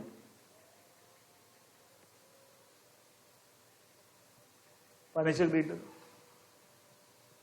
और मान लिया एक्स लिमिटेड से कोई जुड़ा हुआ बंदा है, मान लिया उसका प्रमोटर है, डायरेक्टर मान लिया वाई, वो इंडिविजुअल है, उसने इस फाइनेंशियल क्रेडिटर को गारंटी दे रखी है, याद है? इसको हम क्या बोलते हैं, इसके लिए टर्म यूज करते थे हम, पर्सनल गारंटर टू कॉर्पोरेटर, याद है? पर्सनल गारंटर टू कॉर्पोरेटर, ये कॉर्पोरेटर है, इसको लोन मिला बट उसके लिए आपने गारंटी दे रखी है, इन केस ये रीपे नहीं करेगा तो मैं पे करूंगा, गारंटी समझ है ना? तो ये कॉन्ट्रैक्ट गारंटी के हिसाब देखा तो ये प्रिंसिपल डेटर है, ये गारंटर श्योरिटी, और ये क्या क्रेडिटर, ये क्या है क्रेडिटर है, इसको गारंटी दे रखी, इसको कहते हैं personal guarantor to corporate debtor. If you remember जो स्टार्टिंग में आपने सेक्शन नंबर, स्टार्टिंग में जब सेक्शन 2 पढ़ा था, एप्लीकेशन ऑफ IBC, IBC कहाँ का लगता है, उसमें पॉइंट ये भी आता ना सेक्शन नंबर 2 में, IBC 2016 also applies in the context of personal guaranteed, मतलब उसके अगेंस्ट भी IBC, इनके अगेंस्ट भी ये प्रोविजन लगा सकते हैं, personal guaranteed to the corporate debtor. अगर किसी ने किसी कॉर्पोरेट डेटर के रिस्पेक्ट में गारंटी दे रखी थी, तो उस केस में जरूरत पड़े, ये फाइनेंशियल क्रेडिटर है, इनके अगेंस्ट भी आपको IBC के प्रोविजन का इन्फोर्समेंट कर सकते हैं। तो ये आपके थोड़ा मैंने बैकग्राउंड बताया क्या चीज, देखिए वो इसी कॉन्टेक्स्ट में कुछ नए रेगुलेशंस बने हैं, 2 रेगुलेशंस हैं, एक पूरा का पूरा टॉपिक ही in the context of this personal guarantor to the corporate debtor, इसी कॉन्टेक्स्ट में 2 रेगुलेशन बने इस कॉन्टेक्स्ट में रिसेंटली, क्योंकि अभी हमने डिटेल में इसके बारे में कुछ पढ़ा नहीं था। एक इंसॉल्वेंसी रेजोल्यूशन प्रोसेस का,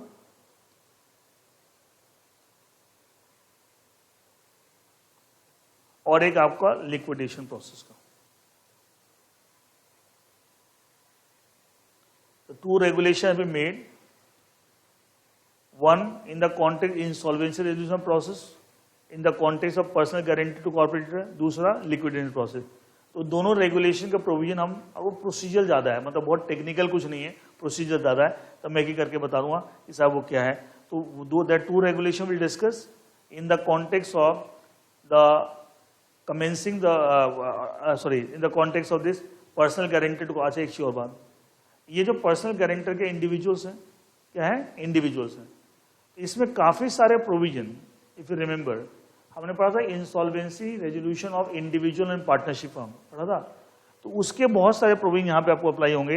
एंड जैसे इंसॉल्वेंसी रेजोल्यूशन प्रोसेस में जो अप्लाई होंगे सेक्शंस 94 to 120, देखना कई जगह इसका रेफरेंस आता रहेगा कि जो प्रोविजन वहां पे वही प्रोविजन यहाँ भी लगेंगे। और लिक्विडेशन प्रोसेस के अंदर यहाँ पे जो प्रोविजन लगेंगे दैट इज सेक्शंस 121 to 148। ये इंडिविजुअल के भी जब हम लिक्विडेशन प्रोसेस करते हैं तो वहां भी, लेकिन आपके सिलेबस में ये था नहीं, आपके प्लान से ये था, पहले आपके सिलेबस में था नहीं, इसको थोड़ा सा आपको समझने में दिक्कत, लेकिन ब्रीफली को प्रोसीजर ज्यादा है एंड टेक्निकल ज्यादा नहीं है, ठीक है।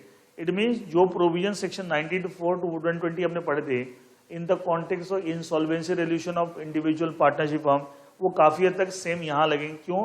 बिकॉज यहाँ पे पर्सनल गारंटर कौन है, इंडिविजुअल कोई है। और लिक्विडेशन प्रोसेस यहाँ पे वो अगे इंडिविजुअल की सेक्शन 121 टू, कॉर्पोरेट डेटर के तो लिक्विडेशन प्रोसेस प्रोविजन आपके सिलेबस में थे, लेकिन इंडिविजुअल के लिक्विडेशन प्रोसेस का प्रोविजन आपके सिलेबस में नहीं है, लेकिन वही प्रोविजन यहाँ पे काफी। तो मैं ब्रीफली आपको बता दी क्या चीज है, किस कॉन्टेक्स्ट में बात कर रहे हैं, ठीक है। हमारा टॉपिक क्या देखिए ये हम इसके कॉन्टेक्स्ट में बात करेंगे। Provisions of IBC 2016 read with rules relating to the personal guarantor to corporator. Personal guarantors to corporate debtors. इसमें पहले जो रूल्स है देखिए, उसका नाम है insolvency and bankruptcy, within bracket application to adjudicating authority for insolvency resolution process IRP, किसका, for personal guarantors to corporate debtors, rules 2019। इसमें मेन हाईलाइटेड जो टर्म है वो IRP है, insolvency and bankruptcy within bracket application to A adjudicating authority for what, insolvency resolution process for what, for personal guarantor, किसका insolvency process, personal guarantor to corporate debtor rule, इनकी IRP करानी है, personal guarantor to corporate debtor rules 2019। अच्छा यहाँ adjudicating authority आपको याद हो कौन होगा, DRT याद है, डेट रिकवरी ट्राइब्यूनल, NCLT नहीं, क्योंकि इंडिविजुअल वाले प्रोविजन बताया था मैंने आपको, यहाँ प्रोविजन कौन से लगे, सेक्शंस 94 to 120 बताया था मैंने आपको, इंडिविजुअल वाले प्रोविजन लगे, और यहाँ एडजुडिकेटिंग अथॉरिटी कौन था, DRT। अब देखिए इन रूल्स, देखिए दीज रूल्स है, ये रूल्स है, shall apply to the insolvency resolution process for personal guarantor to corporate debtor. उस रूल्स के following are the important provisions of this rules. अब देखिए पहला एक सिचुएशन ही बना लेते हैं यहाँ पे, देखिए रूल नंबर 6, मान लिया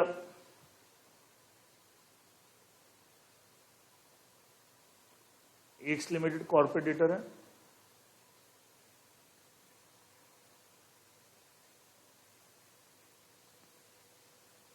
let's say A is the creditor and Y is the personal guarantor, short में लिख दिया personal guarantor to corporate debtor। पहले रूल 6 क्या बोलता है, एप्लीकेशन बाय गारंटर, जैसे वहां था एप्लीकेशन बाय डेटर, या तो सेक्शन 94 में डेटर खुद एप्लीकेशन लगा देता है, तो वैसे एक डेटर की जगह कौन हो गया, पर्सनल गारंटर हो गया। यहाँ बात ही किसकी करें, personal guarantor to corporate debtor, तो application by guarantors, rule number 6। Rule 6 बोलता है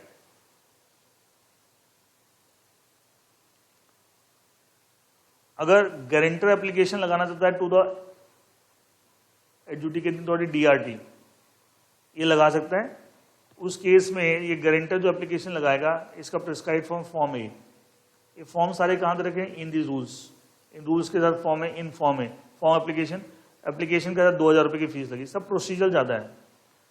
दूसरा बोले पर्सनल गारंटर एप्लीकेशन लगाएगा तो एप्लीकेशन की कॉपी एक तो क्रेडिटर को सर्व करेगा, एक तो आपने एप्लीकेशन लगाया डीआरटी को, इसकी कॉपी क्रेडिटर को, और उसकी एक कॉपी जिस कॉर्पोरेट डेटर के आप गारंटर उसको देंगे, ऑब्वियसली उनको भी तो इन्फॉर्म करोगे, सब तो इंटरलिंक चीजें हैं, ठीक है। तो ये एप्लीकेशन डीआरटी को लगाए फॉर्म ए में 2000 रुपये की फीस का, उस एप्लीकेशन की कॉपी एक तो कॉर्पोरेट डेटर को देगा जिसका एक गारंटर है और दूसरा क्रेडिटर को देगा, ठीक है, ये आपको दे रखा है। फिर आगे एप्लीकेशन बाय क्रेडिटर, मतलब more procedure, application by creditor, rule number 7, application by guarantor है, एप्लीकेशन क्रेडिटर। क्रेडिटर एप्लीकेशन लगाने से पहले इसको एक डिमांड नोटिस सर्व करेगा, भैया आपने गारंटी दी थी एक्स लिमिटेड के लिए, एक्स लिमिटेड पे नहीं करा, डिफॉल्ट करा, आप पे कीजिए, इसको डिमांड नोटिस सर्व करेगा। ये डिमांड नोटिस सर्व करेंगे फॉर्म बी, सारे फॉर्म रूल्स के साथ अटैच हैं, rules forms of the rules, form number B. अगर इसने पे कर दिया वेल एंड गुड, नहीं पे किया, now creditor will file an application to the DRT adjudicating authority for initiating the CR, initiating a insolvency resolution process against this Y, and ये application लगा in form सी, किस लगाया form सी, form B में तो demand notice था, इसका मतलब अगर गारंटर एप्लीकेशन लगाया फॉर्म ए में, लेकिन creditor application to the DRT लगाया फॉर्म सी में, अगेन फीस 2000 रुपये। एप्लीकेशन की एक कॉपी क्रेडिटर कॉर्पोरेट डेटर को देगा और एक आपको personal guarantor to corporate debtor को देगा। और अगर ज्वाइंट एप्लीकेशन मतलब कई सारे क्रेडिटर्स हैं तो कोई एक मतलब सारे क्रेडिटर मिलकर एक पर्टिकुलर क्रेडिटर को नॉमिनेट कर सकते हैं कि this person can act on behalf of all the creditor, that is possibility, ये प्रोविजन दे रखे हैं। इधर सबसे पहले डिमांड नोटिस सब गया तो पर्सन इन्फॉर्म भी डिमांड कि मेरा पे कर दो, आप इसे गारंटर दे, इसने डिफॉल्ट कर दिया, अगर इसने पे कर दिया वेल एंड गुड, नहीं पे किया now it will file an application for initiating the insolvency resolution process of this Y. किसको एप्लीकेशन लगा है डीआरटी, किस फॉर्म में फॉर्म सी में, कितनी फीस 2000 रुपये के साथ, और साथ में एप्लीकेशन एक कॉपी इसको सर्व करेगा कॉर्पोरेटर को और साथ में टू द पर्सन इसको भी सर्व करेगा, इनको भी तो इन्फॉर्म करेगा। और अगर ज्वाइंट एप्लीकेशन एक से ज्यादा क्रेडिटर हैं तो किसी एक पर्टिकुलर क्रेडिट, वो सारे क्रेडिटर मिलकर एक पर्टिकुलर क्रेडिटर को नॉमिनेट कर सकते हैं that this person will act on our behalf. Now rule number 8 में दे रखा है कंफर्मेशन और नॉमिनेशन ऑफ इंसॉल्वेंसी प्रोफेशनल। जो आईबीबीआई बोर्ड का मतलब यहाँ पे जो बोर्ड टर्म यूज कर इसका मतलब क्या है आईबीबीआई। आईबीबीआई के पास पूरा एक डेटाबेस है ऑफ द कौन कौन इंसॉल्वेंसी प्रोविजन बन सकते हैं। वो database IBBI can share, the database the IBBI can share with the what we call the it can share the with the adjudicating authority. मतलब आईबीबीआई जो है वो एडजुडिकेटिंग अथॉरिटी को बताएगी हमारा डेटाबेस है इंसॉल्वेंसी प्रोविजन का, फिर उसमें से हमने एक पैनल बनाया कि साहब ये हमारे हिसाब से इस केस के लिए अप्रोप्रिएट रहेंगे, उनमें से किसी एक को appropriate authority will appoint insolvency profession. तो पहले डेटाबेस है, डेटाबेस में से एक पैनल बनाएंगे कि साहब ये ठीक बंदे लग रहे हैं to act as insolvency professional in the context of insolvency process of Y, and फिर उनमें से फाइनली एक बंदा अपॉइंट होगा by the order of the adjudicating authority, by the order of the as a resolution professional, as a resolution professional, ठीक है, that will appointed. फिर ये बोल रहा है जो रेजोल्यूशन प्रोफेशनल अपॉइंट हुआ वो रेजोल्यूशन प्रोफेशनल को जो भी आपने एप्लीकेशन लगाई डीआरटी को ऑल दैट, इसकी अगर कॉपी से नहीं मिली है तो उससे अगर पहले नहीं मिली है, अगर पहले मिल गया तो वेल एंड गुड, तो उस केस में within 3 days from the date of his appointment, जिस दिन अपॉइंट हुआ as a insolvency professional by the adjudicating authority, उसे 3 दिन के अंदर जो एप्लीकेशन हमने डीआरटी को लगाई है उसकी कॉपी प्रोवाइड करेंगे, सो दैट उसे ही तो पता हो एग्जैक्टली क्या एप्लीकेशन लगाई है। देख लिया, the applicant shell provide a copy, applicant में अगर रूल 6 है तो कौन एप्लीकेंट था गारंटर, रूल 7 कौन एप्लीकेंट था क्रेडिटर, जो भी एप्लीकेंट है शैल provide a copy of the application filed under section 94(1) और 95। 94(1) में ये क्रेडिटर गारंटर लगाएगा, 95 में क्रेडिटर लगाएगा, एज द केस में भी। If not provided earlier to the resolution professional within 3 days of his appointment under section 97(5) and to the board. एक तो इसको एप्लीकेशन जो भी एप्लीकेशन आपने लगाई डीआरटी को, आपने लगाई चाहे इसने लगाई, उसको प्रोवाइड करेंगे with in 3 days of appointment, और साथ में आईबीबी को प्रोवाइड करेंगे जिससे आईबीबी के रिकॉर्ड में आ जाए एक क्या एप्लीकेशन लगाई। आप सोचेंगे सर ये क्या बेसिकली क्या है, प्रोविजन तो बाय एंड लार्ज सेम ही है, थोड़ा प्रोसीजरल एस्पेक्ट्स हैं, अलग से रूल्स बना दिए, अलग से उसके फॉर्म नंबर हो गया है, बाकी बाय एंड लार्ज प्रोसीजर वो पहले आपने पढ़ा था वैसा ही है। Now we come to the second part of this topic. देखिए वो क्या है, ये रूल्स कंप्लीट हुआ। सेकेंड रूल्स मैंने था 2 तरह के रूल्स हैं, insolvency and bankruptcy. Within bracket, application to adjudicating authority for bankruptcy. वहां फॉर क्या था? इंसॉल्वेंसी रेजनल प्रोसेस. फॉर बैंक्रप्सी, किसकी bankruptcy process? For personal guarantor to corporate debtors, rules 2019. इसमें हाईलाइट करने वाली चीज क्या है? Bankruptcy process. वो क्या था? आईआरपी, इंसॉल्वेंसी रेजनल प्रोसेस. ये बैंक्रप्सी के लिए.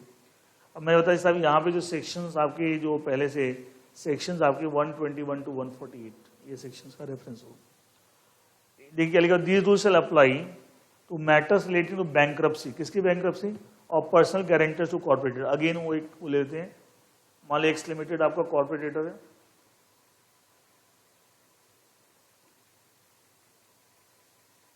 सम A is the creditor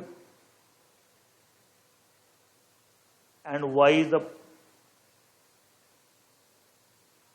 personal guarantor. ठीक है.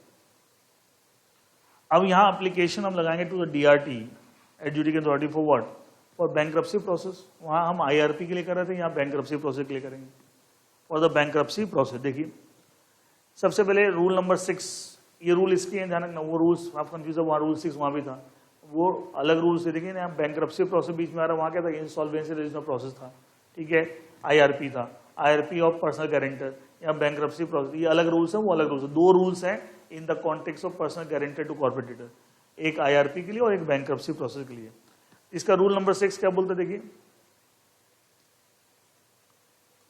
Application by guarantor. वहां भी एप्लीकेशन बाय गारंटर था, मतलब ये किसको एप्लीकेशन लगा रहा है? DRT. किस बात के लिए? कि साहब आप मेरी बैंक्रप्सी प्रोसेस इनिशिएट कर दीजिए. Again to initiate the bankruptcy process of Y, ये अप्लाई कर रहे हैं DRT, एडजुडिकेटिंग अथॉरिटी, वही DRT. एप्लीकेशन यहां भी फॉर्म ए में, along with fees of 2000 rupees. ये एप्लीकेशन एक कॉपी डेटर को देगा जिसका एक गारंटर है, और क्रेडिटर को देगा. ऑब्वियसली बात, ये रूल 6 में सेम प्रोविजन है. बस ये ध्यान रखना, फॉर्म में कंफ्यूज मत हो जाना. रूल 6 ये इस रूल्स के हैं, बैंक्रप्सी प्रोसेस रिलेटेड जो रूल्स हैं, और वो IRP से रिलेटेड जो रूल्स हैं same context for the personal guarantor to corporate debtor. लेकिन पर्सनल गारंटर कॉर्पोरेट IRP से रिलेटेड रूल्स अलग हैं, और बैंक्रप्सी प्रोसेस दोनों में पहले IRP वाले पढ़ाया, bankruptcy process. Rule number 7 with same, application by creditor. Creditor application लगाएगा. एप्लीकेशन ये फॉर्म, अच्छा यहाँ कोई डिमांड नोटिस कंसेप्ट नहीं है. वहां तो था ना कि साहब IRP में जाने से पहले वो डिमांड नोटिस सर्व करेगा, अगर पे कर जाओ ठीक है, नहीं पे किया तो फिर हम IRP में जाएंगे, उसके लिए एप्लीकेशन DRT को लगाएंगे. लेकिन यहाँ डायरेक्ट है.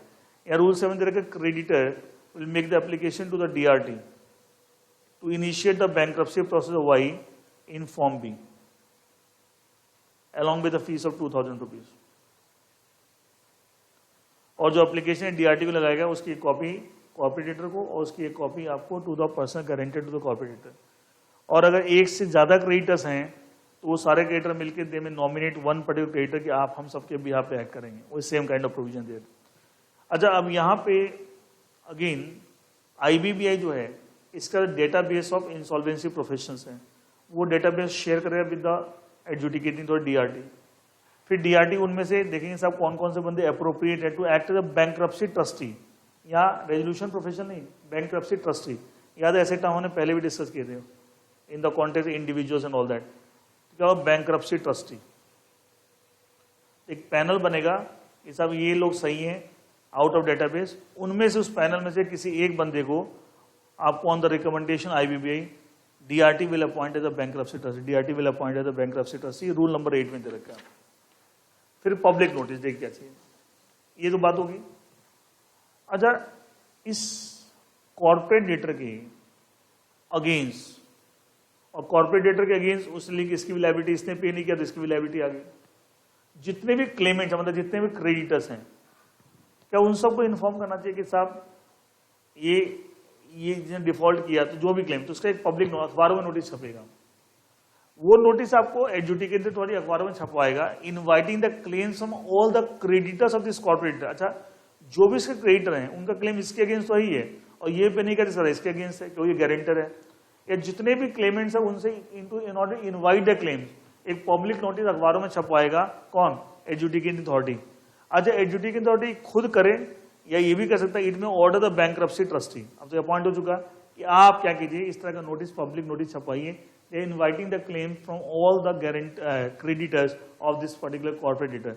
अच्छा, जितने भी क्रेडिट इसके हैं, इसका उनका राइट्स इसके अगेंस्ट भी है भाई, बिकॉज ये डिफॉल्ट करे तो यहाँ से रिकवर करेंगे। तो public notice inviting the claim from all the creditor, या तो एनसीएल सॉरी डीआरटी देगा एडजुडिकेटिंग अथॉरिटी, या इट में आज द बैंक्रप्सी ट्रस्टी कि आप ऐसा पब्लिक नोटिस दें। In that case public notice will be issued by the bankruptcy trustee as per the order of the adjudicating authority. अच्छा, एक तो पब्लिक नोटिस जाएगा कलेक्टिव अखबारों में छपेगा। इसके अलावा एडजुडिकेटिंग अथॉरिटी सारे जो क्रेडिटर्स हैं इसके, उन सबको इंडिविजुअल नोटिस भेजेगा, हर एक को इंडिविजुअली उनके एड्रेस पे नोटिस भेजेगा, साहब ऐसे ऐसे है, आप ऐसे कंपनी के क्रेडिटर हैं, एक कंपनी का bankruptcy process, liquidation process start हो रहा है, बैंक्रप्सी प्रोसेस स्टार्ट हो रहा है। लिक्विडेशन टर्म नहीं यूज करते, हम कॉर्पोरेट में यूज करते हैं। बैंक्रप्सी प्रोसेस स्टार्ट हो रहा है एंड आपके जो भी क्लेम आप सबमिट कीजिए। ये इंडिविजुअल मतलब पब्लिक नोटिस तो जाए अखबारों में, एक इंडिविजुअल भी, और ये इंडिविजुअल नोटिस डीआरटी सारे क्रेडिटर खुद भी इशू कर सकता है, और चाहे तो इट में आज द बैंक्रप्सी ट्रस्टी कि आप ऐसे इंडिविजुअल नोटिस इशू करें to all the creditors of the corporate debtor, आप उनको इशू कीजिए एंड वो आपको एक्चुअली ध्यान रखना, हम इसके रेस्पेक्ट में प्रोविजन नहीं लगा रहे। ये पूरा टॉपिक चला है पर्सनल गारंटर जो कि इंडिविजुअल है, इंडिविजुअल वाले प्रोविजन, बैंक्रप्सी, हम लिक्विडेशन तब यूज नहीं कर रहे हैं, ठीक है। यहाँ पे एडजुडिकेटिंग अथॉरिटी कौन है? डीआरटी, वो सारे प्रोविजन से चल रहे हैं, ठीक है। तो एक तो पब्लिक नोटिस हो गया और एक आपको इंडिविजुअल नोटिस हो गया to all the creditors of this, ठीक है। अच्छा, इसका क्रेडिटर बोलो या इसका क्रेडिटर बोलो, बात एक ही है, वाई? बिकॉज ये नहीं पेगा तो लायबिलिटीज पे शिफ्ट हो गई। तो सारे जो क्रेडिटर्स हैं ए ऑफ द बैंक्रप्ट, ठीक है, ठीक है, वो educational issue public notice inviting claim for all the creditors of bankrupt, ठीक है, एंड वो आपको वो नोटिस को फॉर्म हम सब दे रखे हैं, ठीक है। तो एक तो पब्लिक नोटिस जाएगा और एक individual notice. Public notice and दोनों चीजें डीआरटी खुद इशू कर सकती है और इट में आज the bankruptcy trustee to do the same. In that case it will be done by the bankruptcy trustee. तो इसका एक स्टेटमेंट ऑफ फाइनेंशियल पोजीशन बनेगा, रूल नंबर 11 कि साहब ये जो बैंक्रप्ट पर्सन है इसके क्या एसेट है, क्या लायबिलिटी है, उसका एक पूरा स्टेटमेंट ऑफ फाइनेंशियल पोजीशन बनेगा। उसी से पता लगेगा क्या पे कर सकता है, क्या नहीं पे कर सकता। फिर क्लेम विथ प्रूफ, जितने भी क्रेडिटर्स हैं वो अपना अपना क्लेम सबमिट करेंगे विथ प्रूफ कि साहब ये क्लेम, खाली बोल दें थोड़ी, you have to also furnish the proof. ठीक है, लिखा a creditors has submit a claim with proof to the bankruptcy trustee on और before the last date mention in public notice. Public notice में हमने एक डेट दिया ना, सब जब भी आपको अपना क्लेम सबमिट करें इस डेट तक सबमिट कर दीजिए। तो जो भी लास्ट डेट पब्लिक नोटिस में था, इंडिविजुअल नोटिस में भी होगा, उतने तारीख से उस दिन या उससे पहले पहले हर एक क्रेडिटर अपना क्लेम सबमिट कर देगा to bankruptcy along with the proof, along with the proof. अच्छा, इसका प्रेस्क्राइब फॉर्म है जो आप सबमिट करेंगे, form F. In form F जो सबमिट करेंगे जिसमें अपना क्लेम विद प्रूफ सबमिट कर रहे हैं, इलेक्ट्रॉनिक मीन्स के थ्रू सबमिट कर सकते हैं या रजिस्टर्ड पोस्ट और स्पीड पोस्ट और कुरियर, किसी से speed post courier, ordinary post नहीं होनी चाहिए, speed post courier registered post और by electronic email and all that, ठीक है। अच्छा, अगर किसी क्रेडिटर ने अपना क्लेम सबमिट नहीं किया within the time prescribed in public notice, may submit such proof to the bankruptcy trustee till the final date refund, मतलब बाद में भी आपको एक मौका और मिल सकता है अगर शुरू में आप किसी कारण से सबमिट नहीं कर पाए। एंड जो भी सबमिट करने से रिलेटेड, जैसे आप पोस्ट से भेज रहे हैं, जैसे आप कुरियर से भेज रहे हैं, स्पीड पोस्ट से भेज रहे हैं, तो इससे रिलेटेड जो भी खर्चा है इसके, और जो आपने पेपर तैयार किए, प्रूफ तैयार किया, उससे जो भी खर्चा है regarding submitting the claim and the proof that will born by the creditor, मतलब वो खर्चा रीइंबर्स नहीं होगा, वो सारा खर्चा क्रेडिटर ही बेयर करेगा। अच्छा, जो एप्लीकेशन डीआरटी को या तो इसने लगाई थी for initiating the bankruptcy process of the Y, या और ए ने लगाई, जिसने भी लगाई थी, उस एप्लीकेशन की कॉपी इसको मिलेगी। ऑब्वियसली बात है, अगर पहले से मिल गई तो ठीक है, अदरवाइज ये प्रोवाइड, जैसे वहां भी था ना फॉर इनिशिएटिंग द आईआरपी जो एप्लीकेशन लगी थी वो रेजोल्यूशन प्रोफेशनल को देंगे, अगर पहले मिल गया तो ठीक है, नहीं तो with in 3 days of his appointment उसको इसकी कॉपी सबमिट की जाएगी।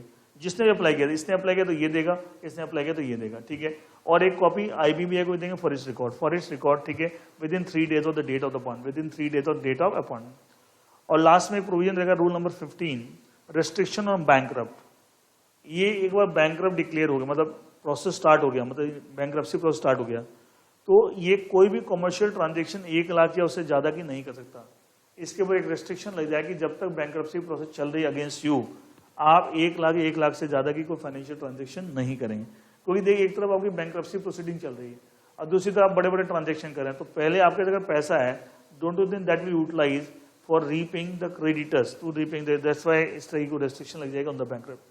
तो कह सकते हैं बेसिकली है क्या, ये जो पूरा टॉपिक हमने पढ़ा, application of IBC 2016 read with the rules in the context of personal guarantee to corporator, क्योंकि हमने ये तो पढ़ लिया था सेक्शन 2 में कि sir IBC personal guarantee to corporator के ऊपर भी अप्लाई होता है, बट हमने नहीं पढ़ा था कि सर अगर अप्लाई होता तो अगर उसके कॉन्टेक्स्ट में आईआरपी करनी हो, उसके कॉन्टेक्स्ट में बैंक्रप्सी प्रोसेस करना हो, तो उसके प्रोविजंस क्या होंगे। तो उसके लिए 2 रूल्स अभी रिसेंटली बने थे, 2019 में एकदम नए रूल्स बने, 2 नए रूल्स बने। One is regarding the IRP of the personal guarantee to corporator, दूसरे बने bankruptcy process of the personal guarantee to corporator. अब इसमें बाय एंड लार्ज प्रोविजन में कौन से लगाएंगे, पर्सनल गारंटर पे एक इंडिविजुअल है, वही वाले प्रोविजन लगाएं जो एक इंडिविजुअल की इंसॉल्वेंसी प्रोसेस पे पढ़ा ना, इंडिविजुअल और पार्टनरशिप हम की इंसॉल्वेंसी प्रोसेस, वही वाले प्रोविजन यहाँ भी लगा हुआ है, क्योंकि अल्टीमेटली जिसकी हम बात करें that is also individual, that is personal guarantee to corporate debtor. तो ये भी एक टॉपिक था, क्योंकि इसके बारे में हमने पहले कोई प्रोविजन पढ़े नहीं थे, अभी आए हैं, अभी रूल 2019 के रूल्स हैं, ठीक है। बट आई थॉट दैट क्योंकि ये भी एक नया चीज है कि सब पर्सनल गारंटी टू कॉर्पोरेट, अगर उसके रेस्पेक्ट में आईआरपी करनी हो, उसके रेस्पेक्ट में बैंक्रप्सी करनी हो तो कैसे करेंगे, तो प्रोसेस मैंने आपको बता दिया। उसके लिए 2 रूल्स हैं, one is for IRP and another is for the bankruptcy process. And इसलिए सारे इंडिविजुअल वाले प्रोविजन, और इंडिविजुअल में आप जानते हैं एडजुडिकेटिंग थोड़ी डीआरटी, तो देखो हर जगह मैंने डीआरटी की ही बात की है। Now coming to the last topic of this miscellaneous chapter, मैंने तो 4 टॉपिक में पढ़ाऊंगा। तो मैंने पहला फास्ट ट्रैक सीआरपी पढ़ाया, दूसरा application of the provisions IBC on certain financial service provider, याद है हमने डिस्कस किया, और तीसरा application IBC on the personal guarantor to corporator.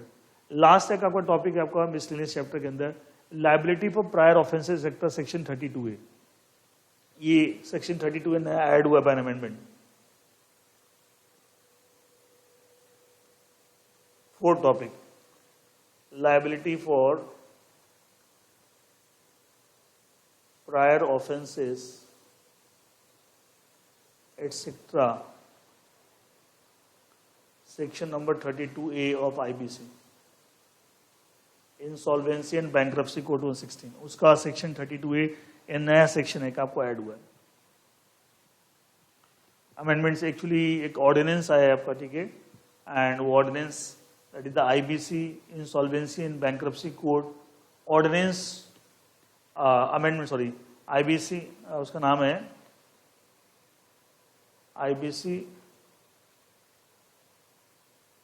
Amendment ordinance 2019 effective from 28 दिसंबर 2019। उसमें कई सारे चेंजेस है ऑर्डिनेंस में, वो मैं ऑलरेडी पढ़ा चुका हूँ टॉपिक के अंदर। एक नया सेक्शन भी ऐड हुआ है, new section 30 liability for prior offences, section 32 है। ये देखिए क्या है, इसको समझने की कोशिश करना। मान लीजिए कॉर्पोरेट डेटर है एक्स लिमिटेड,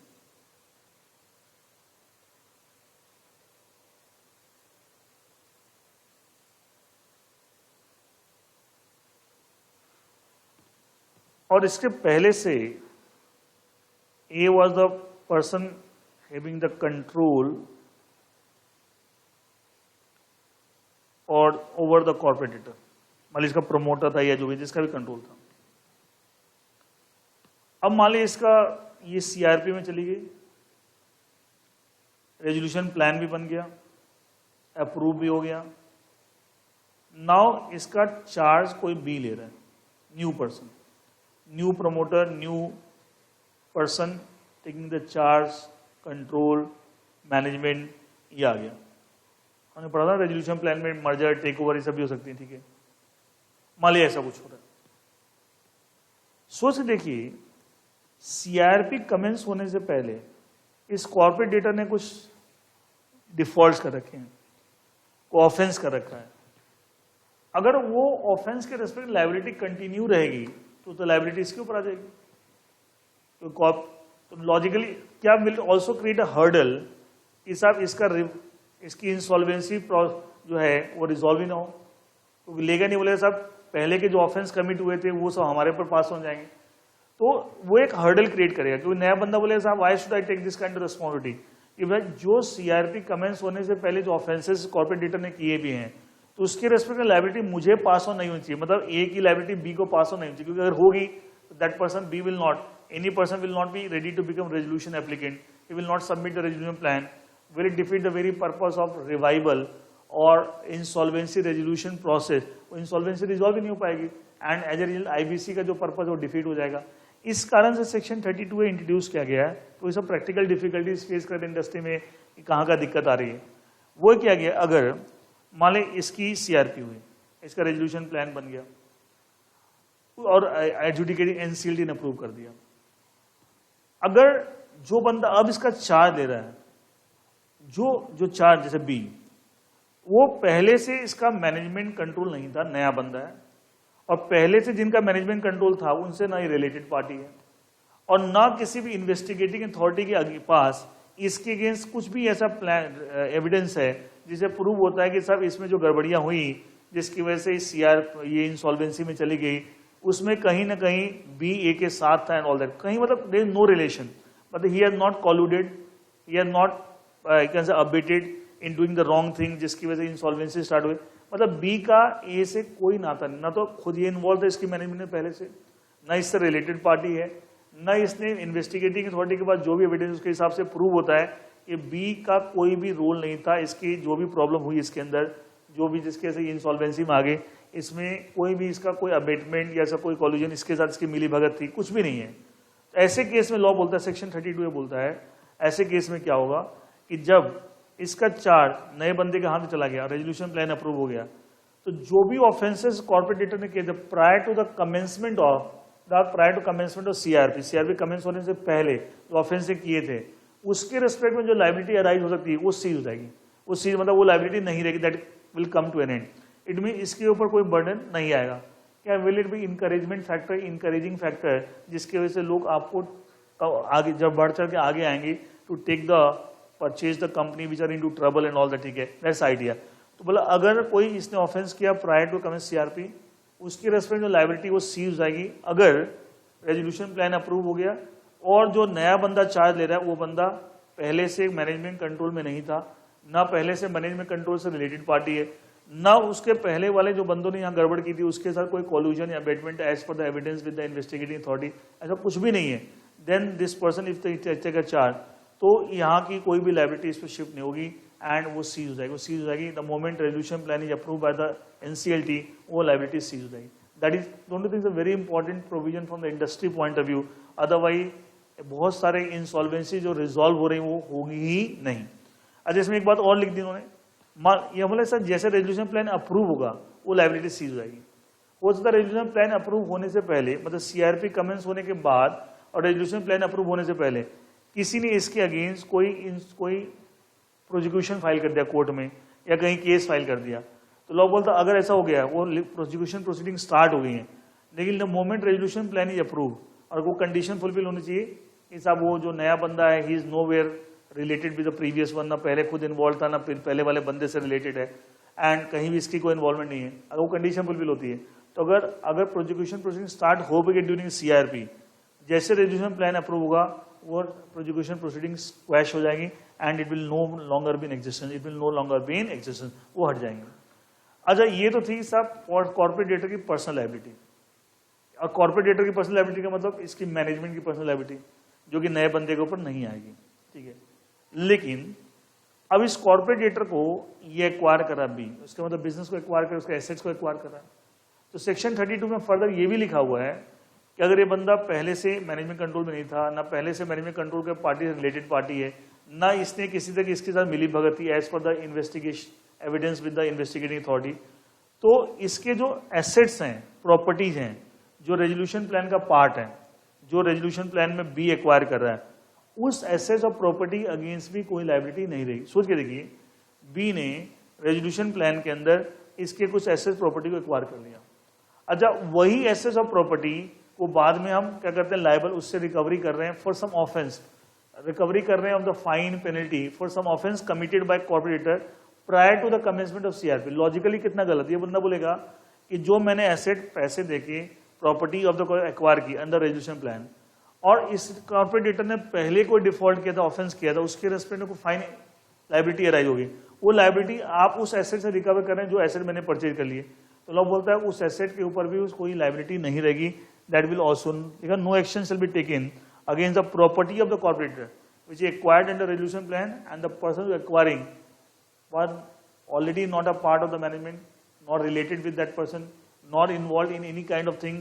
मतलब ओवरऑल एक नया बंदा है, इसका पहले वाले बंदे से कोई रिलेशन नहीं, क्योंकि हम बार बार ये क्यों बोल रहे हैं, मतलब एक नया बंदा क्यों, क्योंकि सोच के देखिए अगर ए और बी इंटरकनेक्टेड है, रिलेटेड पार्टी हैं, या बी पहले से इन्वॉल्व है, या बी की इस अच्छा ये कंपनी जब आपको इंसॉल्वेंसी में गई तो कुछ ना कुछ प्रॉब्लम्स क्रिएट हुई हैं, तो अगर बी की इस प्रॉब्लम क्रिएट करने में कहीं ना कहीं इन्वॉल्वमेंट थी, या पहले से मैनेजमेंट का पार्ट था, पहले से कंट्रोल था इसके पास एक्स लिमिटेड का, या जिसका कंट्रोल था उसका रिलेटेड पार्टी है, या आप रिलेटेड पार्टी नहीं लेकिन एक ने गलत किया था इसका, जिसके इंसॉल्वेंसी उसमें आपकी कहीं मिली भगत थी, अब वो बंदे को हम ये इम्यूनिटी दे रहे हैं ना कि साहब आपको लायबिलिटी इसकी आप पे नहीं आएगी, ना आपकी लायबिलिटी इसकी एसेट्स के अगेंस्ट भी नहीं आएगी, तो इम्यूनिटी तब देंगे ना जब इंडिपेंडेंट पर्सन नया बंदा है।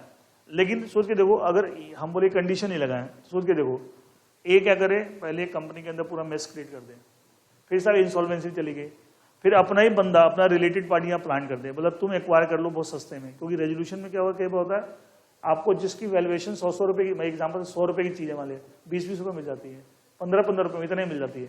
सोच के देखिए नया बंदा अपना प्लान कर दिया कि साहब सारी लाइबिलिटी खत्म, हमें 100 रुपए की जगह सिर्फ 20 रुपए देने हैं, ठीक है, और वही बंदे उससे रिलेटेड बंदा यहाँ आ गया और सारी लाइबिलिटी भी खत्म। तो लाइबिलिटी तब खत्म करेंगे ना कि जब एक्चुअली वो बंदा नया है, पहले वाले बंदे जिसकी वजह से सारी प्रॉब्लम क्रिएट हुई है उसके साथ उसे कोई इन्वॉल्वमेंट नहीं है, then only will grant this kind immunity. ना तो आपकी कोई पर्सनल रिस्पॉन्सिबिलिटी होगी, ना आप जो एसेट्स एक्वायर कर रहे हैं, प्रॉपर्टी एक्वायर कर रहे हैं of the corporate under railway plan, उसके अगेंस्ट भी आपको कोई भी लाइबिलिटी नहीं होगी। एंड दैट इज वो लिखा ना टॉपिक लाइबिलिटी फॉर प्रायर, मतलब पहले से जो ऑफेंसेस हो रखे हैं उसके में कोई लाइबिलिटी नहीं होगी, प्रोवाइडेड कंडीशंस वो मैंने बताया इस situation. Don't think is a very good provision industry के पॉइंट ऑफ व्यू, क्योंकि इस तरह का इम्यूनिटी नहीं दें इन सच काइंड ऑफ केसेस तो बहुत सारे इंसॉल्वेंसी रिजॉल्व हो सकते हैं, शायद नहीं होंगे, people will not be interested. इस कारण से इस तरह का नया सेक्शन इंट्रोड्यूस किया है, they were granting the immunity to genuine cases है, एंड जिससे कि people are encouraged to come ahead and help in insolvency resolution of troubled corporates. जो ट्रबल्ड कॉर्पोरेट्स हैं उनको आप इंसॉल्वेंसी रिजॉल्व करने हेल्प करें by becoming resolution applicant and all that, that's idea. So with this we have completed the 4 topics of the miscellaneous chapter 8. Where the fast track CIRP, number 2 application of the IBC on certain financial service provider, number 3 application of the provisions of the IBC in the context of personal guarantee to corporate debtor। उसके बारे में ये तो पढ़ा था कि इस पर लगता है लॉ, लेकिन उसके प्रोविजन नहीं पढ़े तो वो आज हमने पढ़ लिए। एंड चौथा हमने पढ़ा सेक्शन 32 एक नया सेक्शन ऐड हुआ, that is talking about granting the immunity in respect to offences committed by a corporate prior to the commencement CRP in genuine cases. So with this I conclude this lecture.